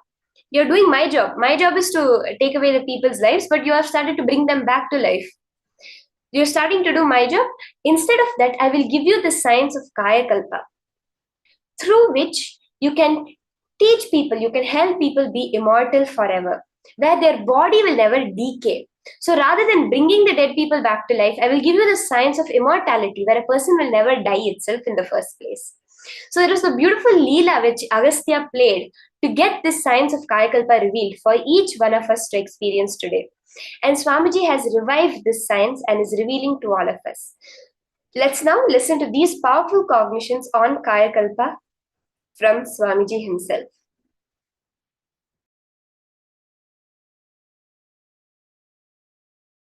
The sacred secret science of Kayakalpa is Paramashiva's message directly from Kailasa to the whole humanity, to the whole world today. From today, Paramashiva will reveal the great sacred secret science of Kayakalpa. Understand?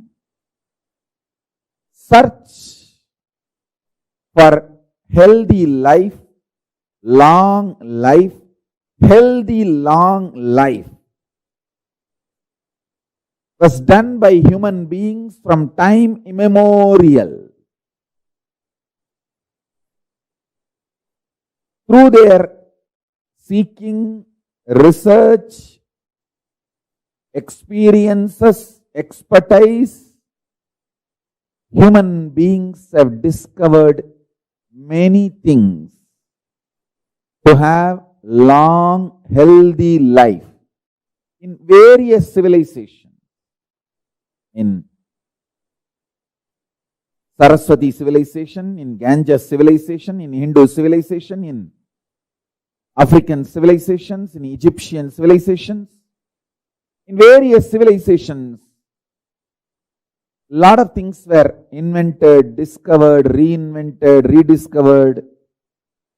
First and foremost, let's bow down to Ganapati, who is the manifestation, the greatest manifestation of Paramashiva.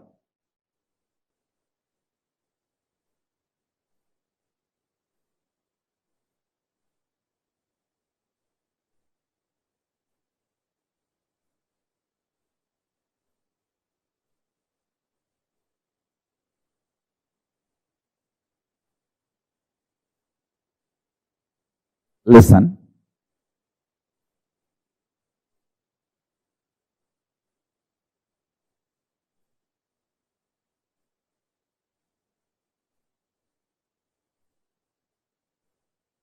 Out of your consciousness, you 3D printed, consciously 3D printed this physical structure, Annamaya Kosha, breathing structure, Pranamaya Kosha, mental structure, Manomaya Kosha, cognition structure, Vijnanamaya Kosha,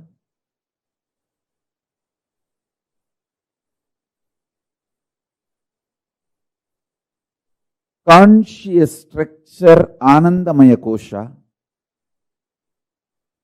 from your superconsciousness, from your core, Paramashiva himself.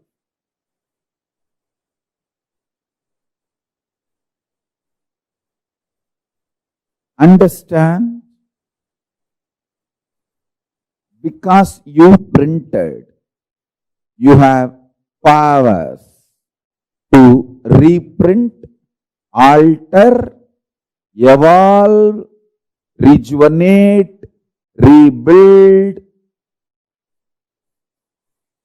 any part or fully.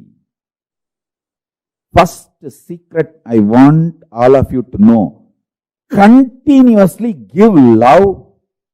You will live long, healthily. Listen to this first secret. Love everyone. Go on be loving as many people as possible, as many things as possible.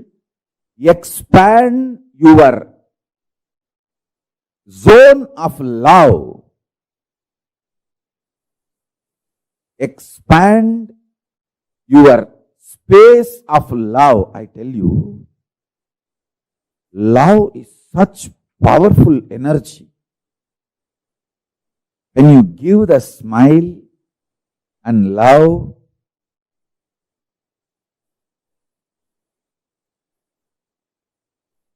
the way others respond to you, react to you, and the way you start feeling about yourself, and the way again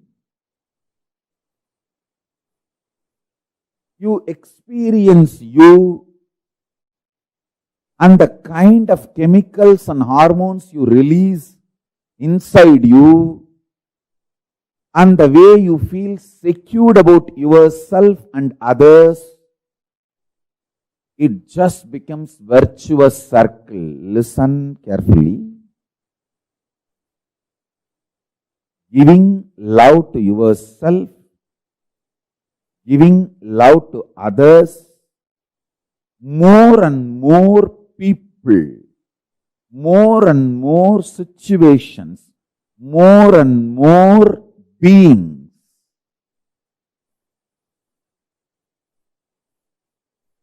giving love, taking intense decisions to enrich world, enrich others, Tyaga. Tyaga removes all the negativity from not only your mind, it removes negativity even from your intestine. The parasites, microbes from your intestine gets clean. Gets clean. When you start smiling at people, loving people, giving security to people, making people feel secured about you, with you, around you,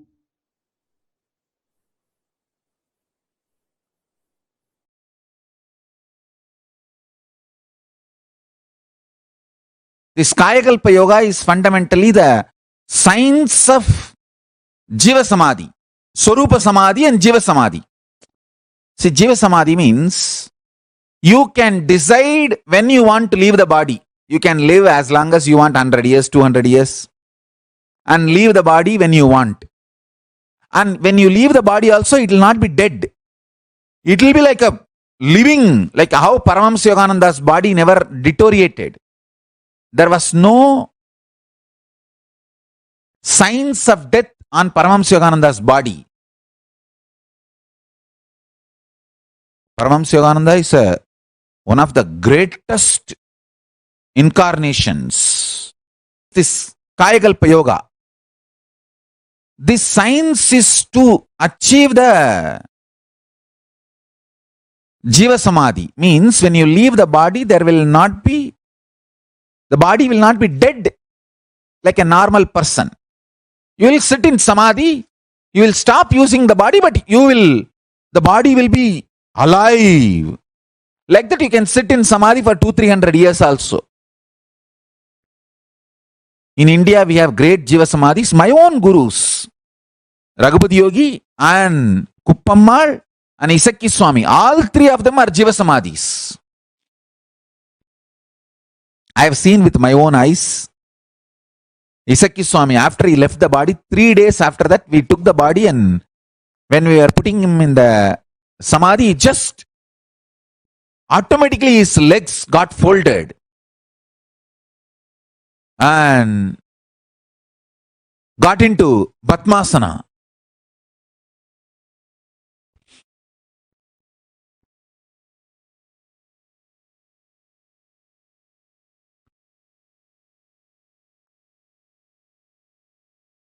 Not only I saw, there are many eyewitnesses.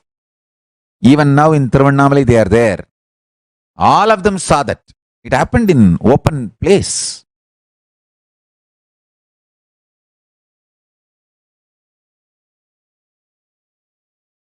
Body which is used intensely remains healthy.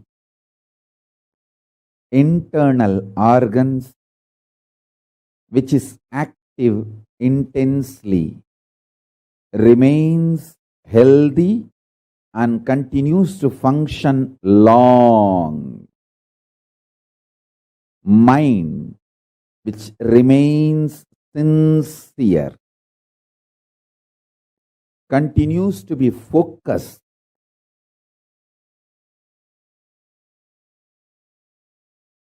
on the goal of life. Consciousness naturally, spontaneously, simultaneously, listen to this word, spontaneously and simultaneously manifest through all these three layers: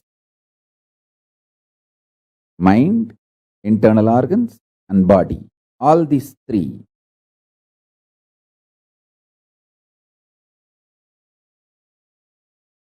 When they remain sincere. Let me give you deeper explanation.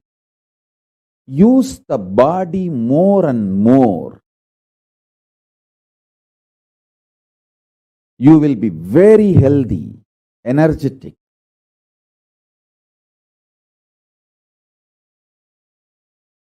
Use the internal organs more and more. Every time when you fast, all the internal organs of your body starts working. Every time you fast for 24 hours, the whole system becomes alive, activated. That is why I insist at least 2 times do this to you every week. Understand? Be good to yourself at least 2 times a week. That's the best pampering you can do to you. Anyone who wants to live royal life, listen. Eating like a pig. Whenever you can, whatever you get, is the cheapest way of treating yourself.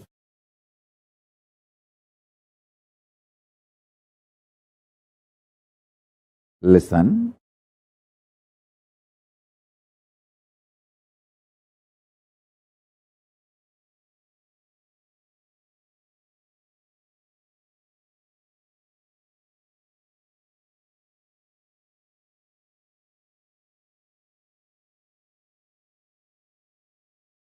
It's like treating yourself like garbage bag, garbage can, dustbin.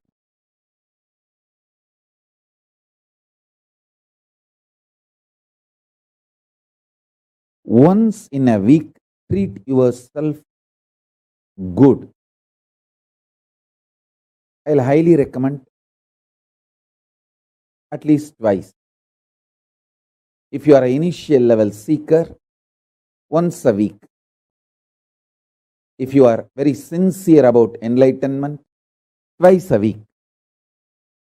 Treat yourself royal. It means stop eating. 24 hours, just absolutely no food. If you can, dry fasting. If not, just water is okay. Water fasting. all your internal organs will become alive. As I said, the best food for your body is what is already gathered and stored inside your body. Allow the body to eat itself without giving food from outside. Listen carefully.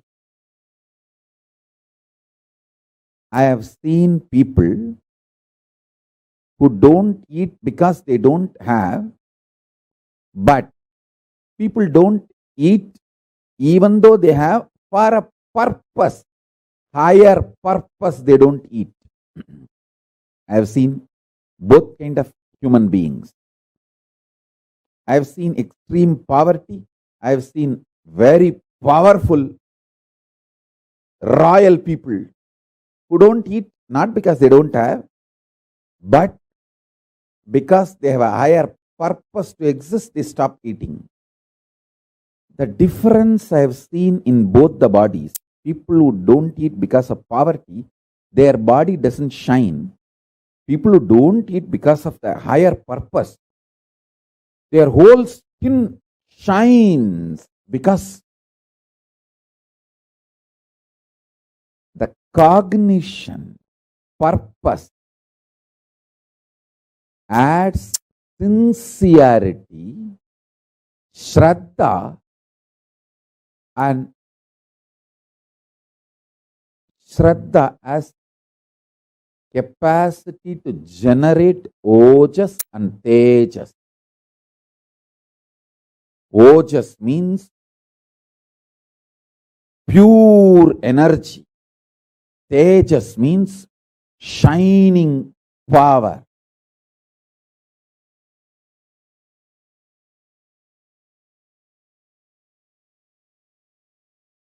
I am actually giving you the secret science of Kayakalpa. The food, when it is physical, your longevity and health reduces. When it becomes liquid, your longevity and health increases. When it becomes just pure prana, your longevity and health increases much more.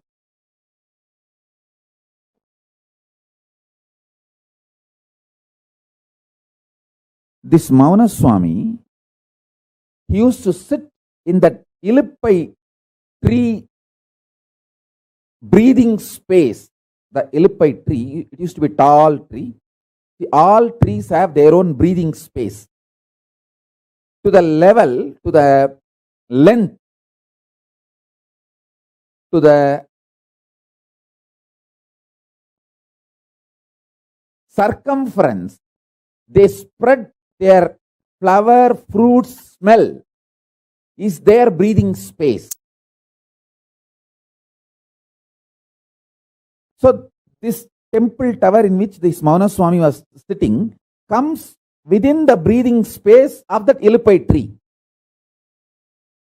So when he sits there and does his pranayama, that illipai tree's smell, breathing space, goes into his body, his internal organs receive glucose, sugar, directly just from the prana without taking any white sugar, brown sugar, anything from external source. I tell you, just if you do the detox properly, cleanse all the parasites and microbes, your whole system will become such healthy.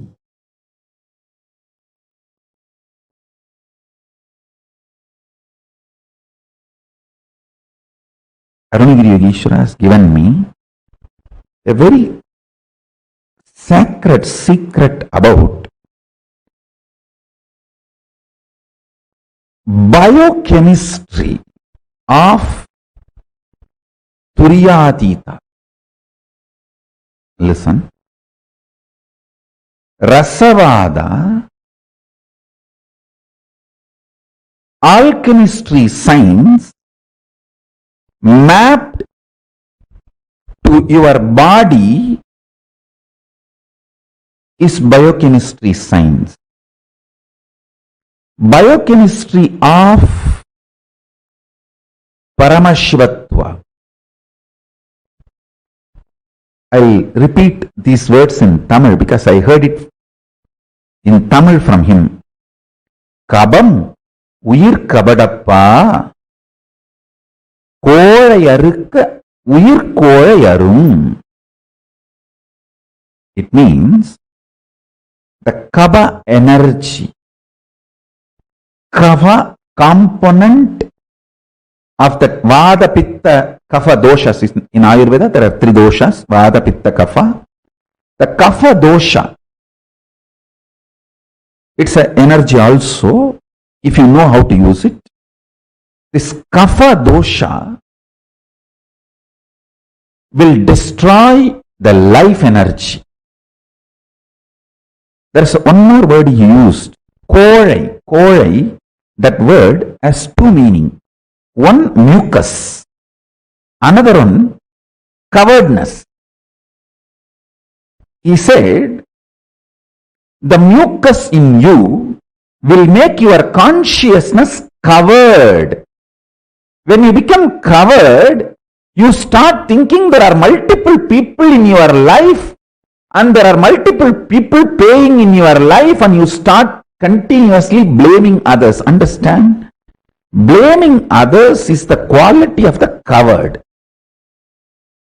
Even if others are attacking you, if it is reality, even if it is fact, taking responsibility and solving the problem is courage. Whether others are attacking you is your imagination or fact or reality, taking responsibility for it and solving is the quality of courageous being. Blaming others, cognizing others, putting the responsibility on others is cowardness. In Tamil, there is one word, kolai. That word has two meanings. One, mucus. Another one, cowardness. My guru told me, kolai uyir kolayappa. Kolai uyir kolayakkum. It means, I'll give you the gist of what he transmitted to me, what he blessed me. As the biochemistry of science of waking up, the Turyatita. If you practice this science for 1 month, 2 paksha, we can make the samyama, Turyatita samyama. For 2 paksha, do this alchemy. Avoid all food related to kapha and mucus in your body. Mucus free food. Understand clearly. All the coveredness of your willpower. See, your willpower experiences coveredness in 3 levels. 1, not feeling powerful to manifest what you want. Second, not thinking through, planning or acting. Third, strongly feeling your opposite powers, opponents, other than you are extremely powerful. It may be persons, situations, places. All of them are extremely powerful. They may overpower you. The intense fear. All these are definitions of cowardness, of will. When your will collapses into cowardness, these are all the experiences you manifest. I tell you, too simple. Too simple. Change your biochemistry, the whole problem will be solved. I have seen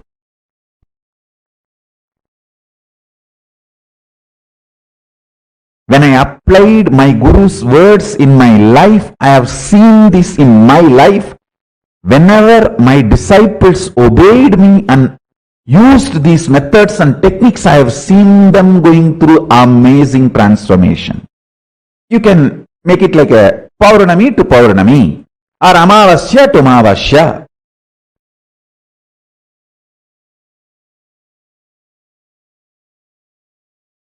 Take this up. Eat only fruits, vegetables, spinach. Just only these three.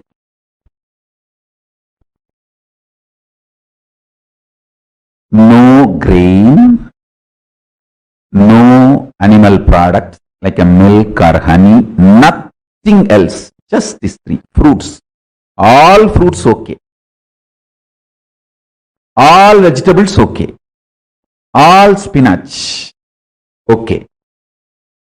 1 month, just this diet. Listen carefully. Mucus is not something which affects only the activity, functionality of your lungs. It goes and settles even in other vital organs and starts making the fat accumulation, inflammation. For fatty liver, mucus is the first reason. Fat, you see, inflammation in your liver and fatty liver, mucus is the first reason. Then fat gets built. That's secondary. I have a very powerful natural recipe to cleanse all the inflammation, mucus, kapha from your body. Just take 5 pieces of garlic and 1/4 spoon turmeric powder, all organic. 1/2 spoon jeera. I can project this recipe. I am projecting this recipe. 5 parts of garlic, 1/4 spoon of turmeric, 1/2 teaspoon jeera. Boil in water. Crush all ingredients in mortar and pestle and drink at night. It can really detox you. I will say this is one of the nectar for Kayakalpa.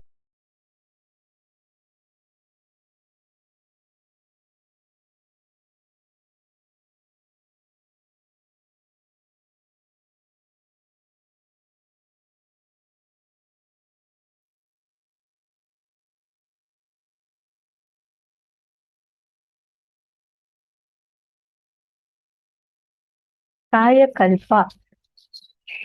Do you know that do the whole aging of your body. Swamiji revealed a very important truth. Your body, which is made of two components, the random thoughts in the present moments and the engrams from the past.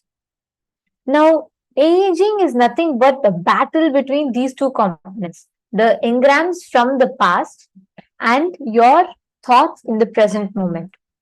When there are no thoughts, this conflict does not exist, and the body is the whole flow is very smooth.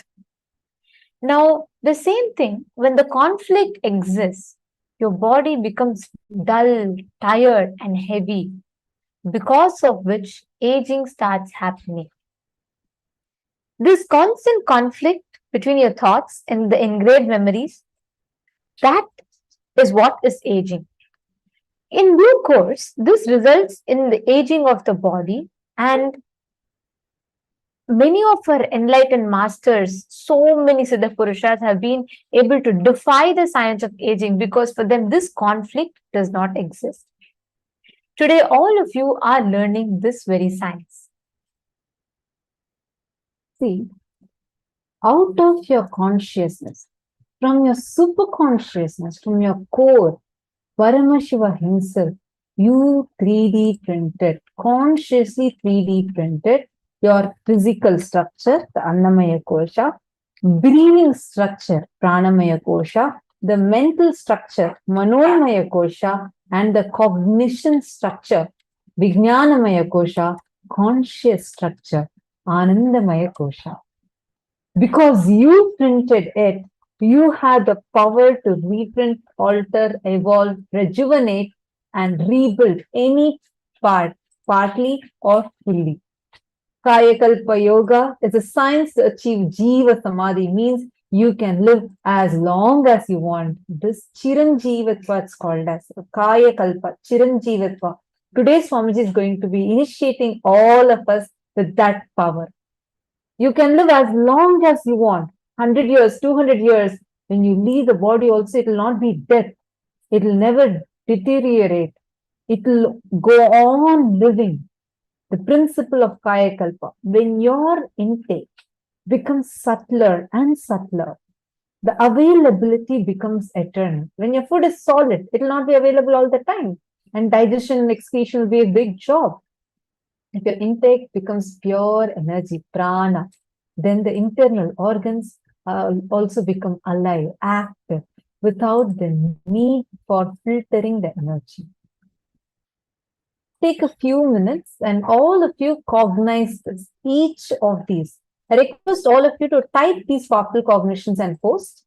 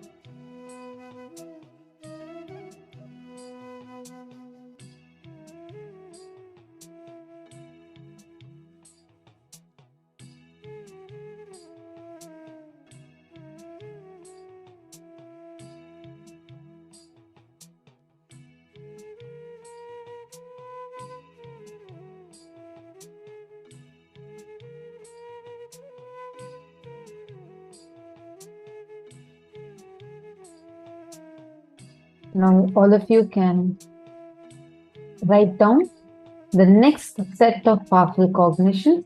Request everyone to type it and post it. This is too important for us to cognize and understand.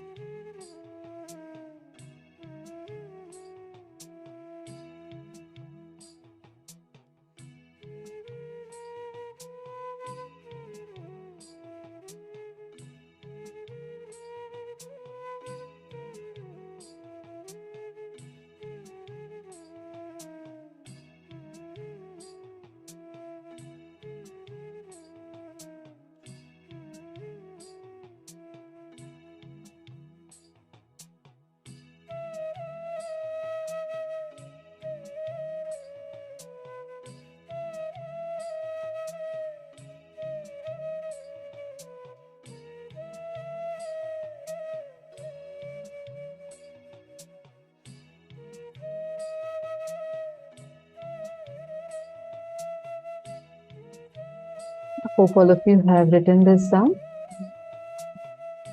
Giving love to yourself, others, smiling at people, making people feel secure about being around you, taking intense decisions to enrich the world, and Tyaga.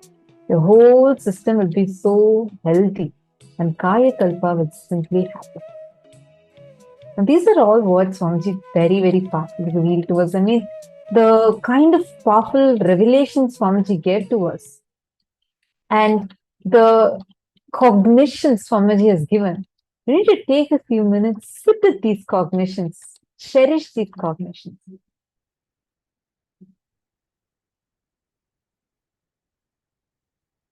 Are all of you understanding?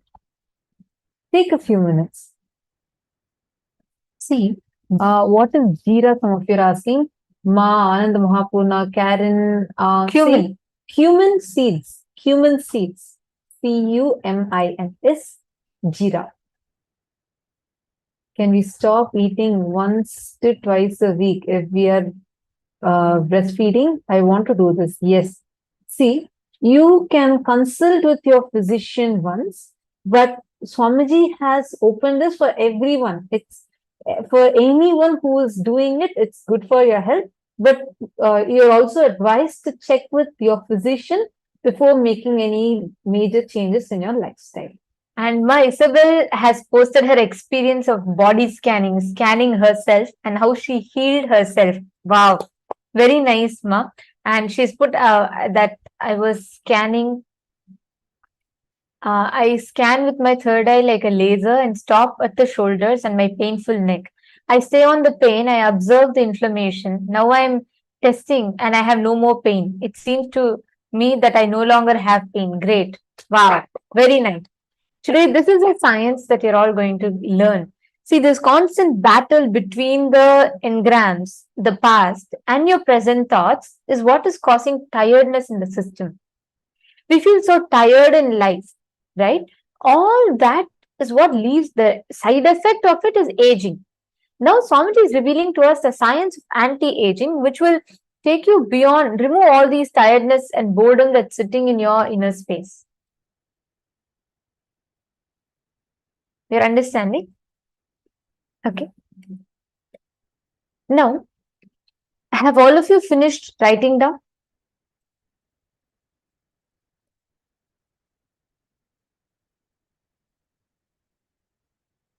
Okay. Now, listen very carefully.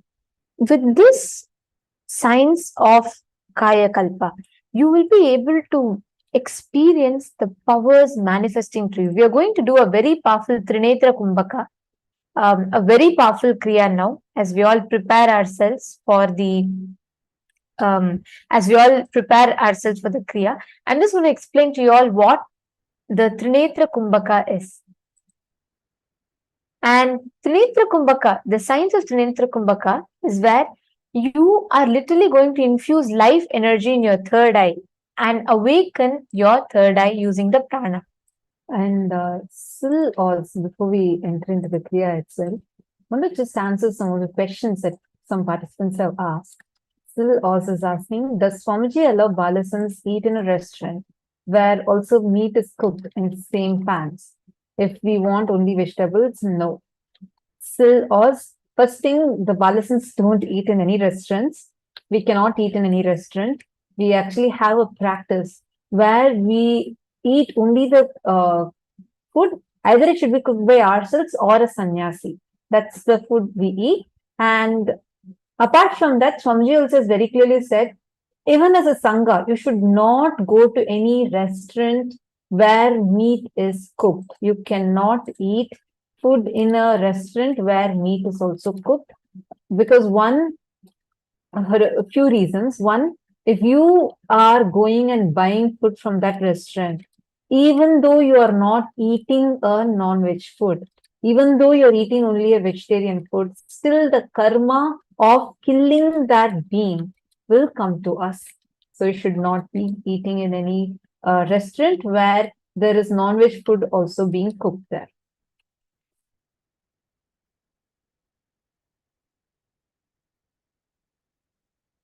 Any of you have any specific questions? Just let us know. I'm just trying to find a lot of you have posted the clicks. That's wonderful and very good. I see many of you typing and posting. Any of you have any questions? Just make sure you post it as a question. Like you can put a thing saying question so we don't miss out on your questions. Mylin Seymour is asking for, are there any recipes or book for mucus-free diet? We'll be sending it to you in your email today. We will send you the email of what this mucus-free diet is. And you can also check out on different types of these samyamas that Swamiji has given in befoodfree.org. It's just befoodfree.org. Our support desk team will send you the link now. Mylin Seymour. Think you're in SJP Intentions room. Mylin Seymour, our support desk team will send you the link. In my family, they eat meat. I don't. So should I not eat at their home? Yes, Virupaksha. If someone is cooking meat and in the same dishes, you're going in the same place, you're going to have your meal also cooked. You should avoid that because even though you're not eating the meat, the karma would still affect you because you're in some way supporting that being getting cooked. So, yes, there are some things like it's you should avoid it.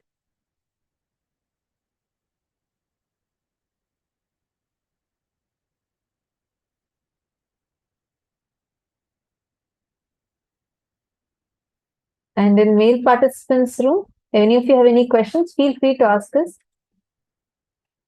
Rowan Rishaya, you're asking if you can eat at a veg restaurant. It's totally up to you. Swamiji does not say endorse eating in restaurants, but eating in a meat restaurant is a strict no.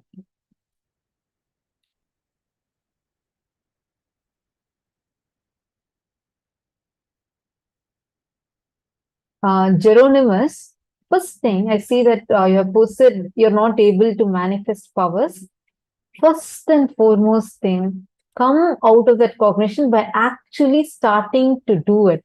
Play with the powers, only then you will have a breakthrough. Come on, Geronimus, I request you to please come on camera and sit now. In this round, you're definitely going to manifest. All of you sit with the decision that you want to manifest, and you are going to be manifesting, and you're going to be doing the kriya for it. We're going to do actually a kriya called as the Trinetra Kumbhaka, which will directly help awaken your third eye.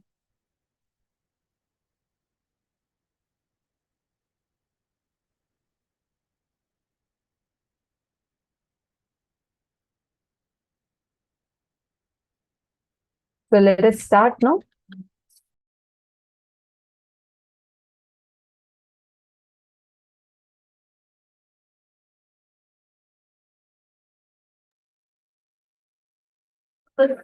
Are going to be starting the Trinetra Kumbhaka.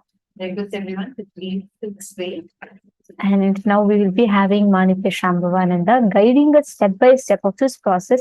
It's a very, very powerful kriya which will induce a lot of prana, life energy into your body.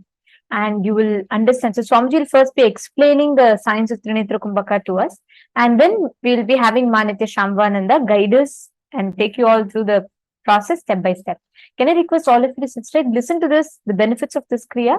You can understand what it is, and then you can do the kriya.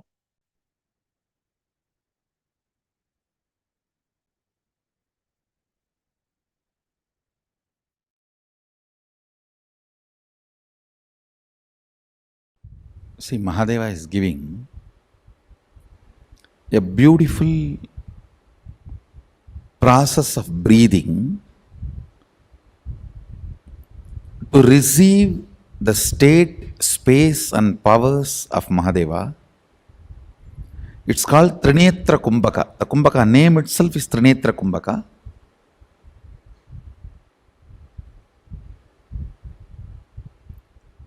I myself will lead. Let's spend few minutes. I'll intensely breathe that space of Sadashiva.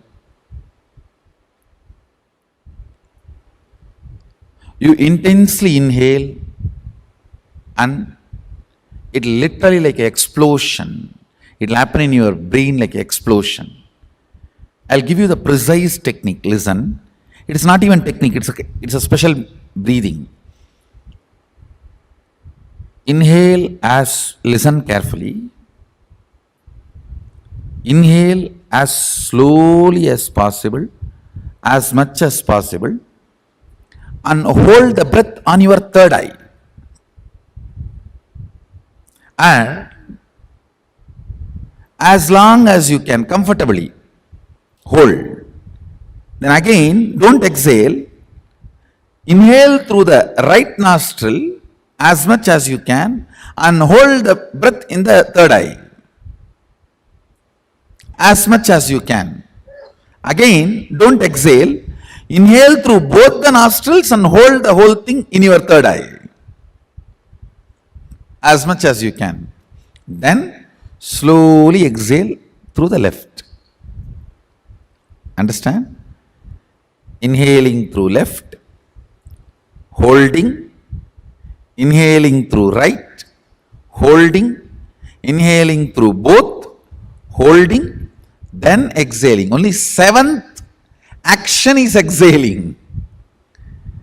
But do the whole thing as much as you can. Don't pressurize yourself, especially if you have high blood pressure or any other serious heart conditions. Don't do. So, seventh step. Inhaling through the left, holding on the third eye, inhaling through the right, holding on the third eye, inhaling through both, holding on the third eye, then exhaling through the left. Clear? Only seventh step you are going to exhale.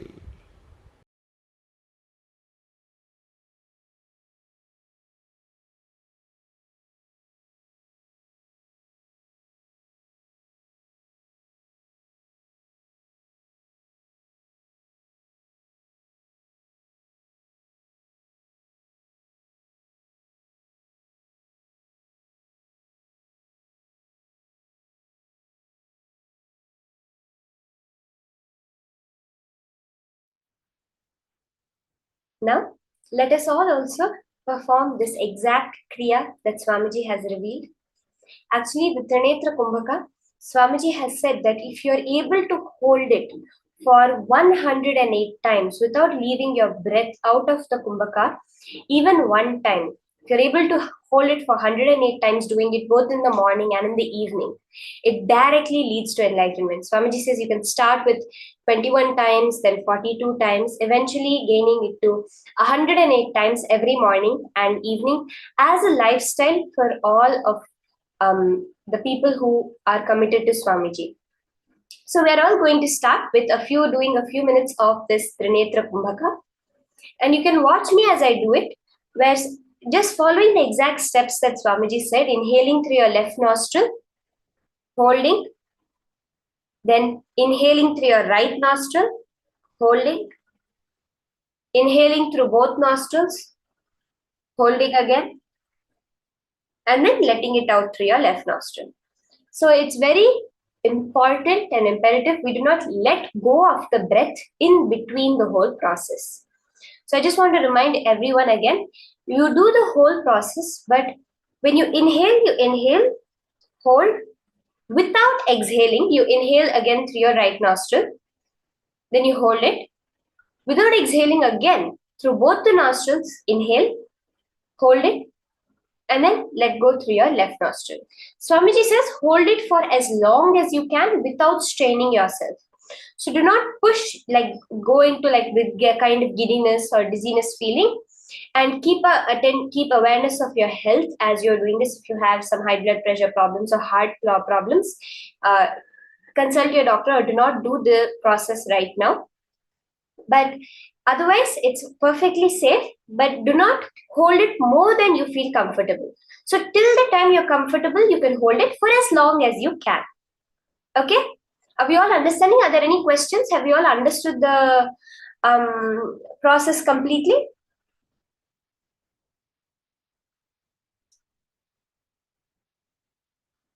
Let's start. So you'll hold it for as long as you can.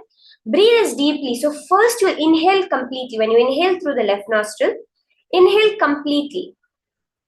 Then hold it for as long as you can and inhale more than you think capable through your right nostril. Hold that for as long as you can. Inhale through both your nostrils as much. You're taking in as much air as you can. Hold it and then release it through your left nostril. The important part is without letting go again. Once you have exhaled, don't let go and start inhaling or breathing normally. Immediately again inhale through the left nostril. So example, you exhale. Immediately inhale again and restart the next Kumbhaka. Are we all ready? We're just going to do 21 rounds of this as a start. You can go home, you can try for how long are you able to do it without letting go of your breath even once. Without and expand the number more and more. So let's start. You can, Swamiji says, use both your hands like this and both your thumbs to hold your nose.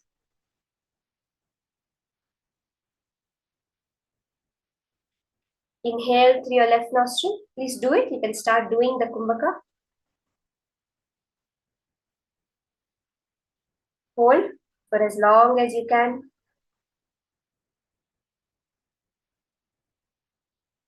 Inhale as deeply as you can.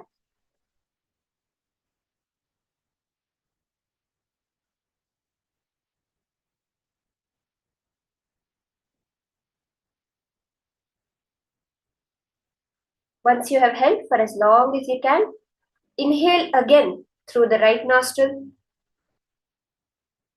without letting go of any air and hold it again for as long as you can.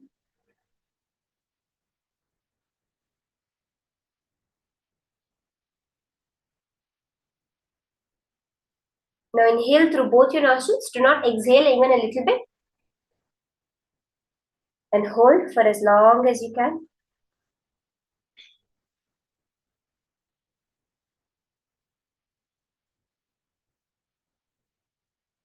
Hold it as long as you can comfortably. When you start off, it may be like 10 seconds, 15 seconds.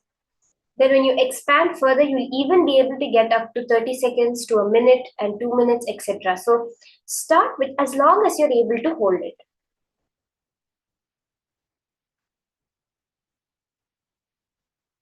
And then slowly exhale through your left nostril.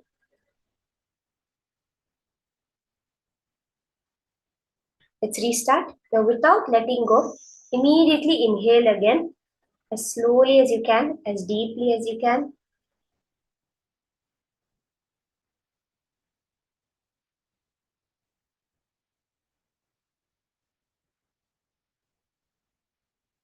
And hold for as long as you can.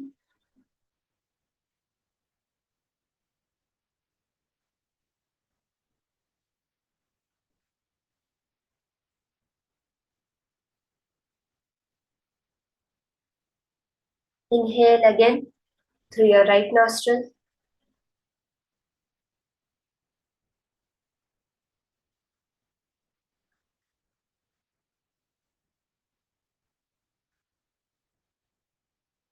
Now inhale through both your nostrils. Do not let go of any air. Hold it again for as long as you can comfortably.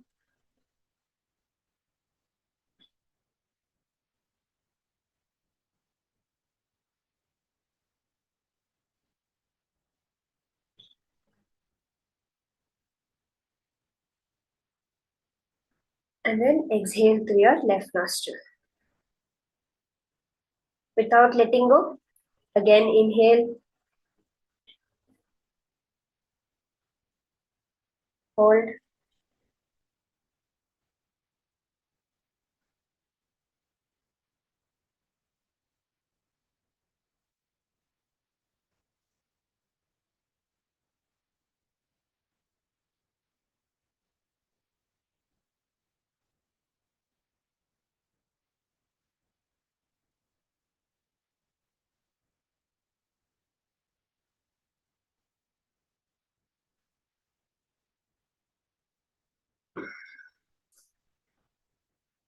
You can close your eyes during the process.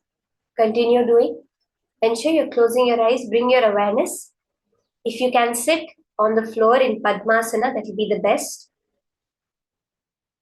Or else you can sit in the Ardha Padmasana, Sukhasana or Vajrasana. Best would be if you are able to sit on the floor.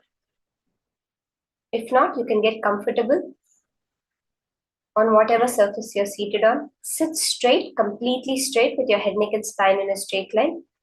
Don't lean on the wall or anything. Sit completely straight and hold it with both your thumbs.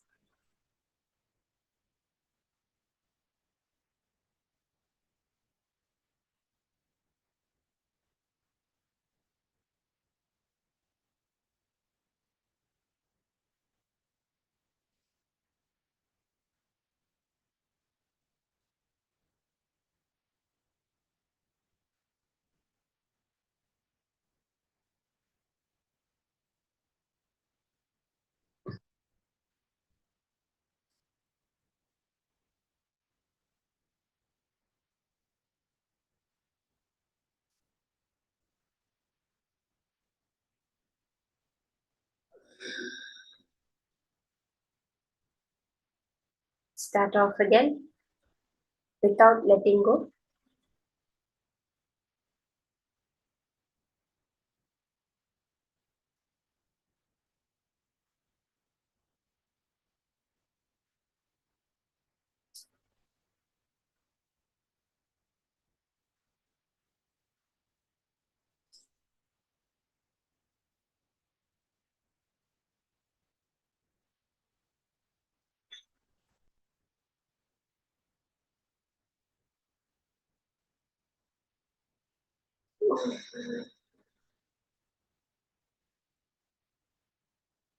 Inhale through your left nostril. Hold for as long as you can.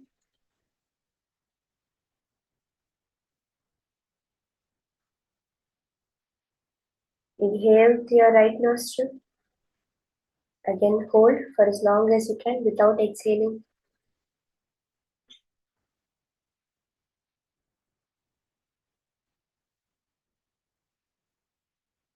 Inhale through both your nostrils without letting go of any air. And hold for as long as you can.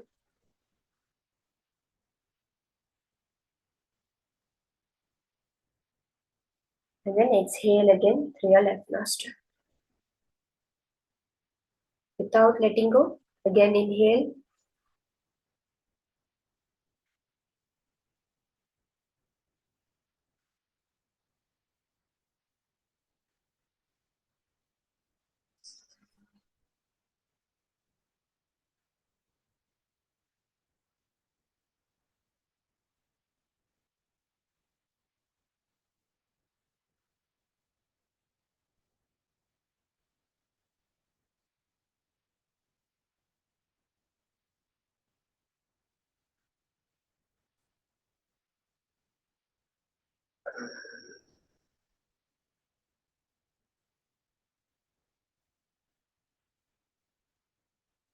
Start off again.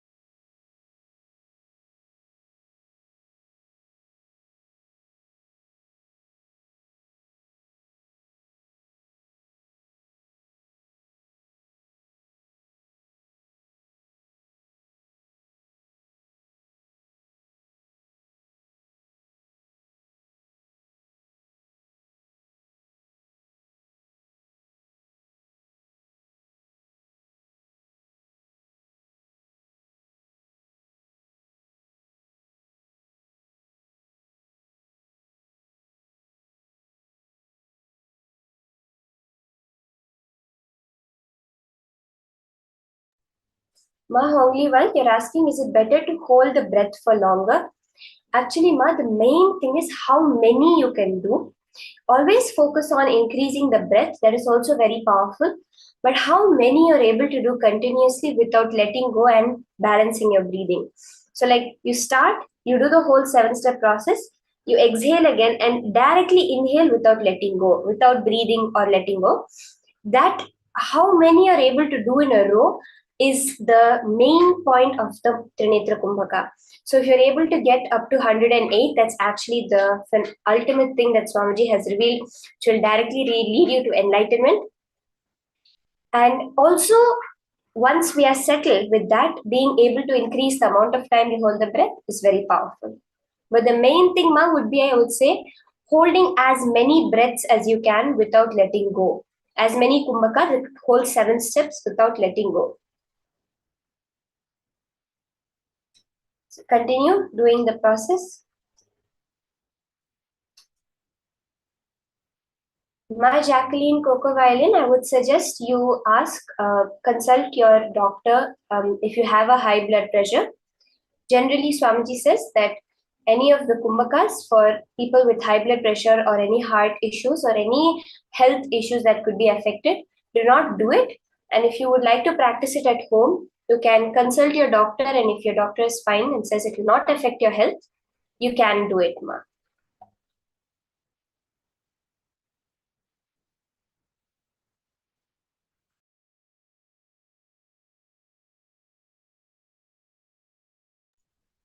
The group energy, Swamiji says, is more than enough to make it happen.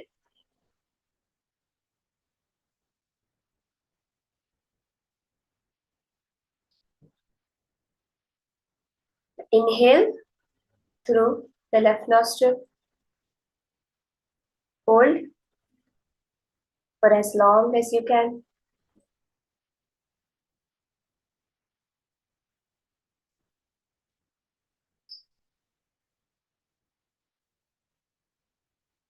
No, Ma Franca Bresk, you're supposed to only do it through the left nostril. The Trinetra Kumbhaka, you only do through the left nostril, not alternating nostrils.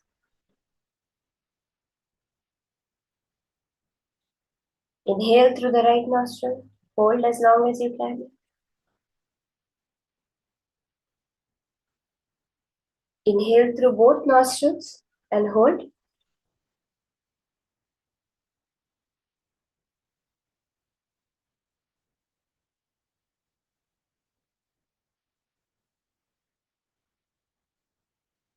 Let go. Breathe out through the left nostril.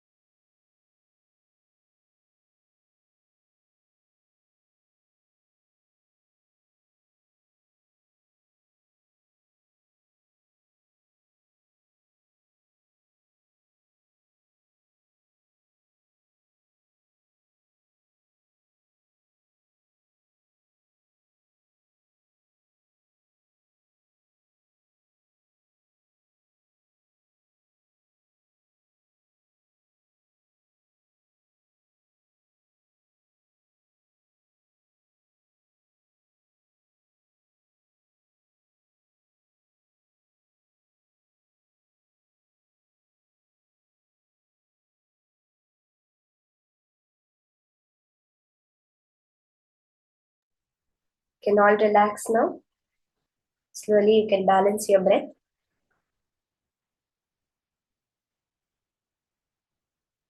Request all the participants, you can drop your hands, you can relax. Take a few deep breaths. This is actually very powerful Kumbhaka that Swamiji has revealed.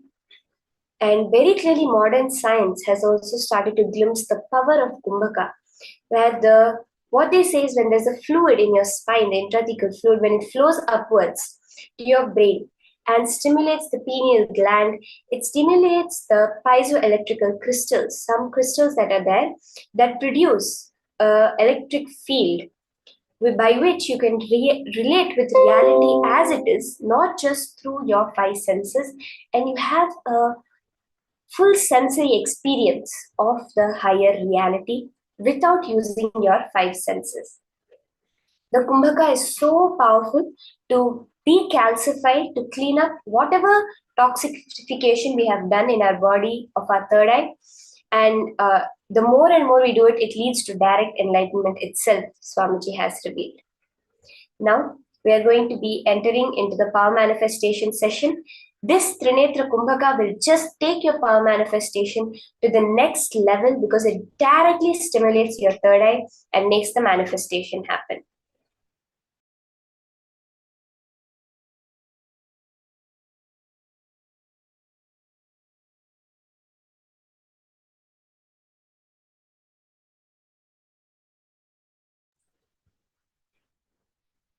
So we'll have Ma Nithyananda and Ma Tattvapriya coming for the power manifestation session now. And we are going to go into the further levels of body scanning itself.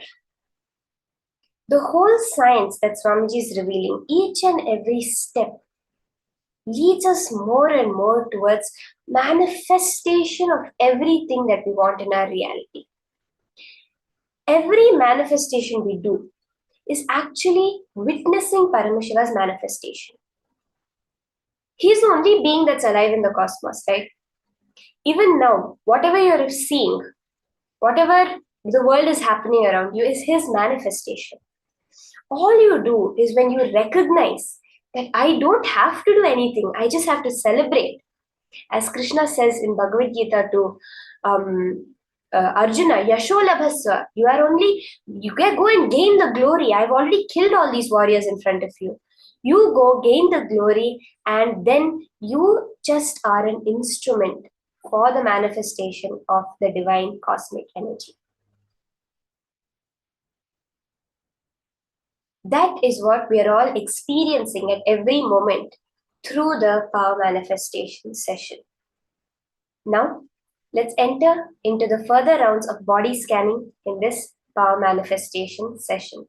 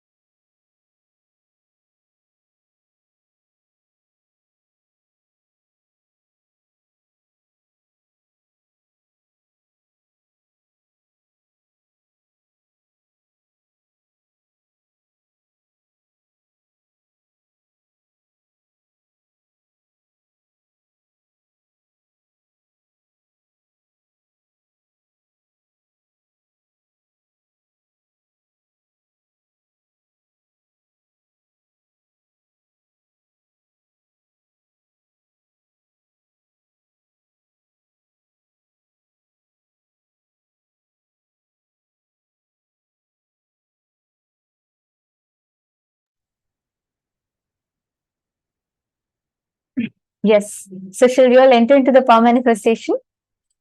Are we all ready to start? Okay. So what we are going to be manifesting now is the power of body scanning. And this power is where just by seeing, you all did the scanning for yourself, correct? You all identified what is the exact problems, or you were able to see yourself, right? How many of you did the body scanning for the self in the previous round? How many of you did that? Yes. Now listen very carefully. You are going to be applying the same thing. You're going to be scanning another person. You're going to be able to identify what exactly another person is experiencing, what is the exact problems that they have. All of this you're going to be identifying. Understanding? So now I request every one of you, I'm going to be projecting certain images of people. Okay. You're going to scan and identify what is the exact disease that they have. What is the exact problem that they have? Of course, these are all like publicly available information, but we're just going to be scanning and we are going to be identifying them so that we can verify. All right. Okay, so I'm just going to be showing you all a picture of a patient and I'm going to be asking you all to scan. So just close your eyes, connect to Swamiji and ask Swamiji to reveal what is exactly the problem that that person has in his or her body. Okay, please connect to Swamiji just the same way you were able to see for your inner in yourself. You'll be able to identify, you'll actually see like a laser light kind of a thing. Swamiji will clearly show you what is the exact issue that this person has. Chant the Mahavakya and just scan.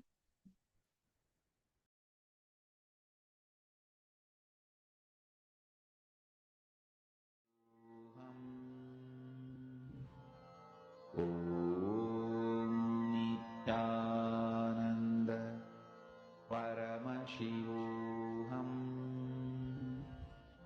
Om Nithyananda Paramashivoham.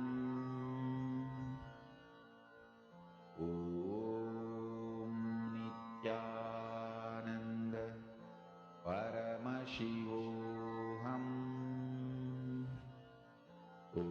Om Nithyananda Paramashivoham. Om Nithyananda Paramashivoham. Om Nithyananda Paramashivoham. Om Nithyananda Paramashivoham. Om Nithyananda Paramashivoham. Om Nithyananda Paramashivoham. Om Nithyananda Paramashivoham. Om Nithyananda Paramashivoham. Om Nithyananda Paramashivoham. Om Nithyananda Paramashivoham. Om Nithyananda Paramashivoham. Om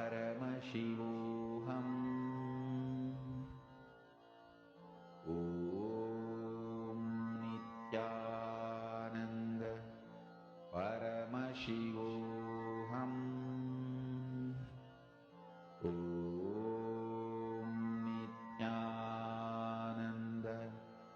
Paramashivoham. Om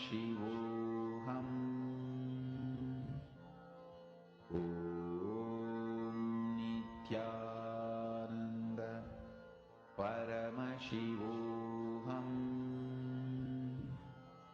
Om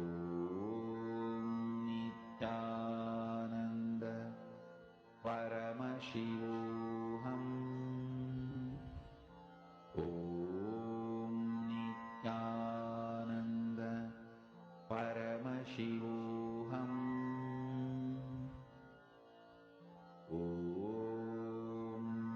Nithyananda Paramashivoham.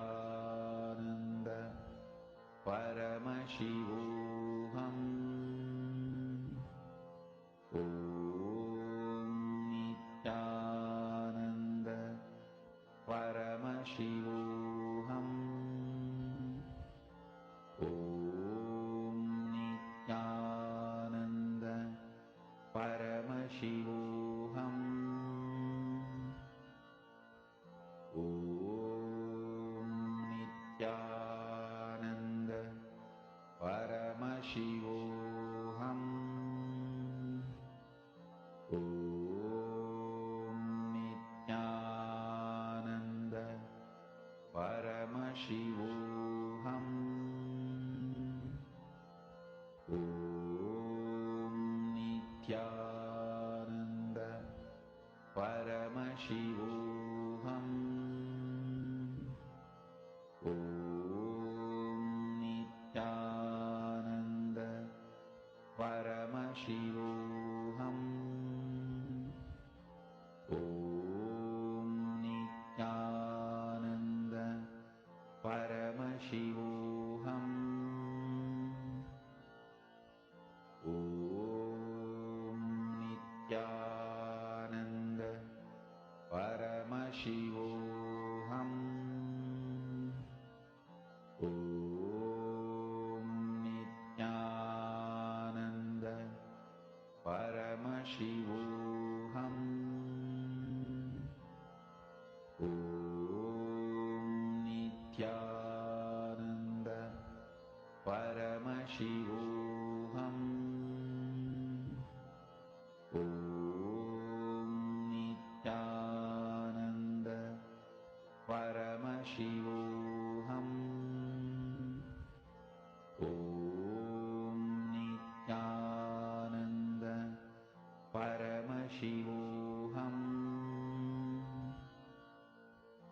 Om Nithyananda Paramashivoham. Om Nithyananda Paramashivoham.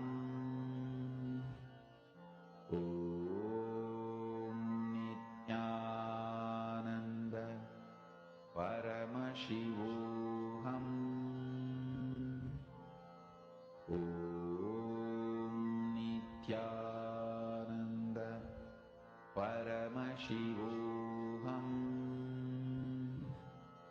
Om Nithyananda Paramashivoham.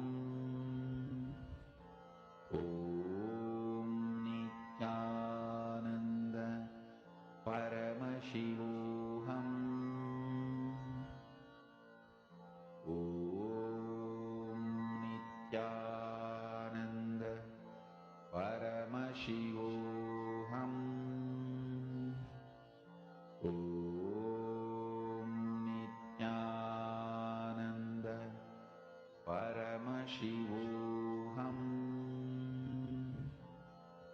Om Nithyananda Paramashivoham.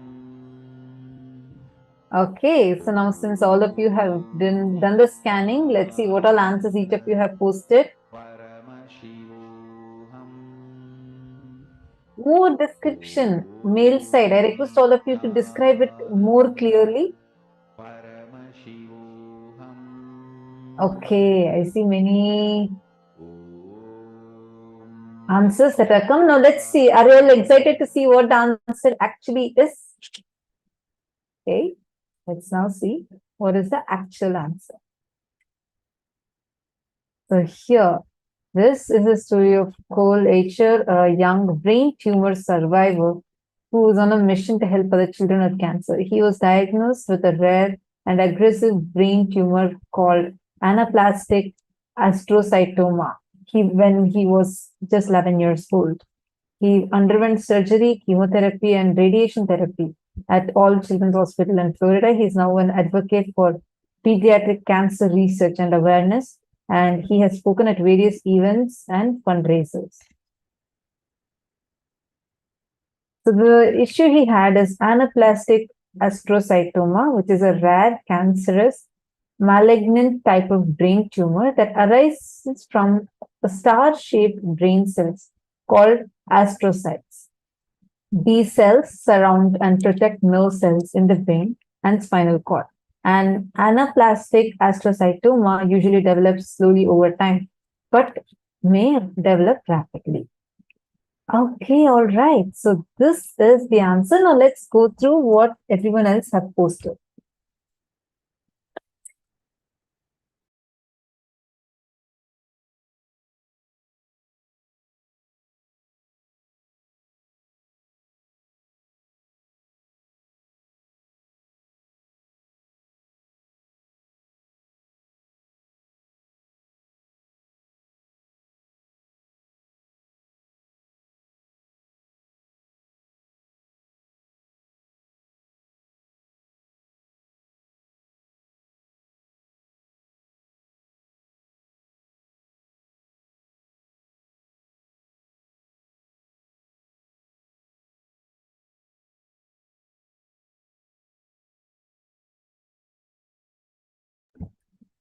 Now I'm just going to be going through all the answers that each of you have posted.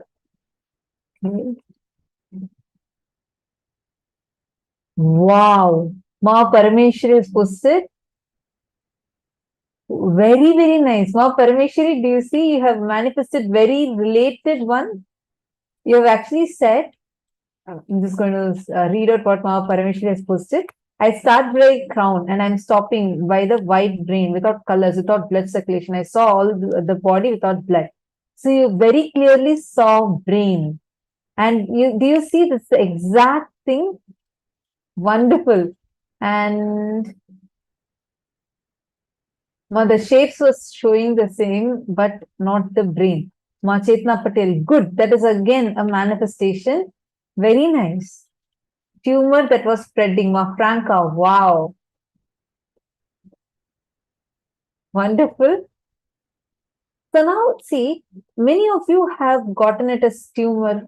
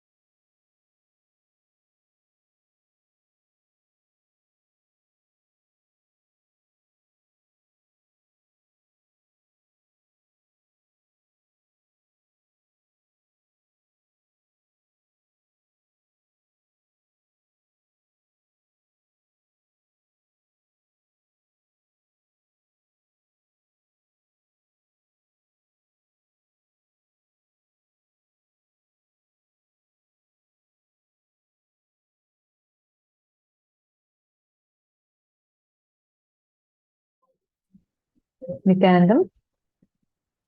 Sorry for that small technical glitch we had. Yes, so many of you are manifesting good. And I also want to complete, I think the source link from where we had taken the image was visible. So that also might have disturbed your manifestation. No worries. Let us go and do one more round of power manifestation. Here, once again, you are going to be scanning this person. We're going to project an image.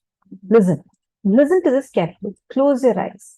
Many times, see, when I started the power manifestation for body scanning, I was able to feel it in my body. That was the way first I started. Like I could, like if someone has a knee pain, I'll feel something on my knee and I'll get the answers from, it'll show the answer inside me as knee pain. Like it won't just be as knee pain. Along with why or where exactly, what is the exact name of it, all those forms will reveal. So you just first connect to Swamiji and let Swamiji reveal it to you. All right. So let's now And enter into see, system. you many times when you scan, you may see it as a highlight in that particular part of the body. Like many of you saying, see, even shapes, you seeing a shape is not because this was very particular to a star-shaped part of the brain. So please understand, every single thing that you are seeing when you manifest is what Swamiji is showing you. So you just need to go on describing it to get started with, and then you will start understanding how exactly the science of manifestation is happening through you. Okay, so now what you're all going to do is you're just going to focus on the image that's projected in front of you, and you're going to identify, ask Swamiji to show you, scan through the whole body, see which all parts have disturbances. Please start. Whatever is coming, you can post it. First, type it down for yourself, see through your third eye, and then post your final answer. Let it start.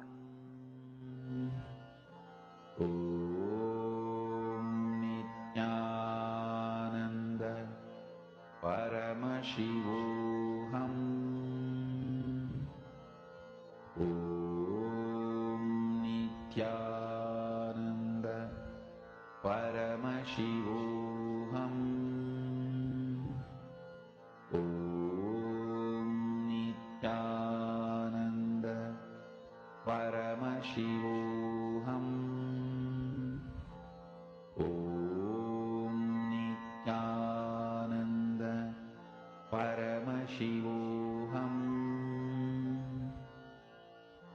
Om Nithyananda Paramashivoham Om Nithyananda Paramashivoham Om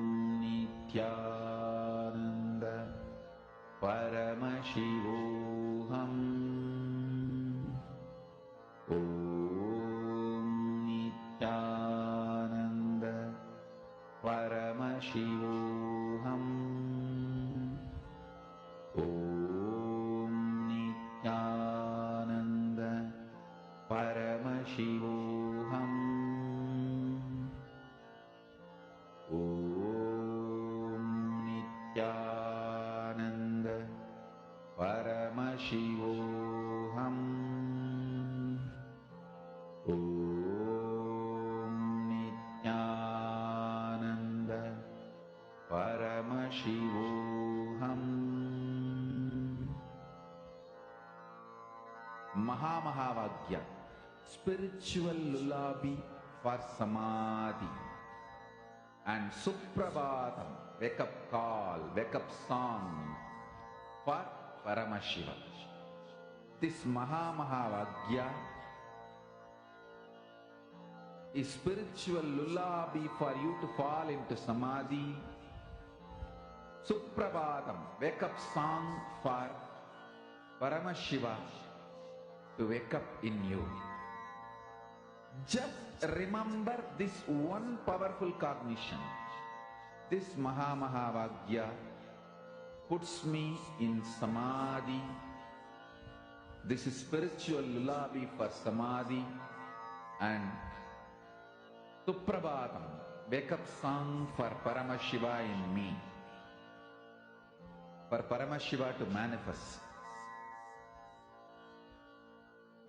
With this one spiritual powerful cognition, chant this Mahamahavagya.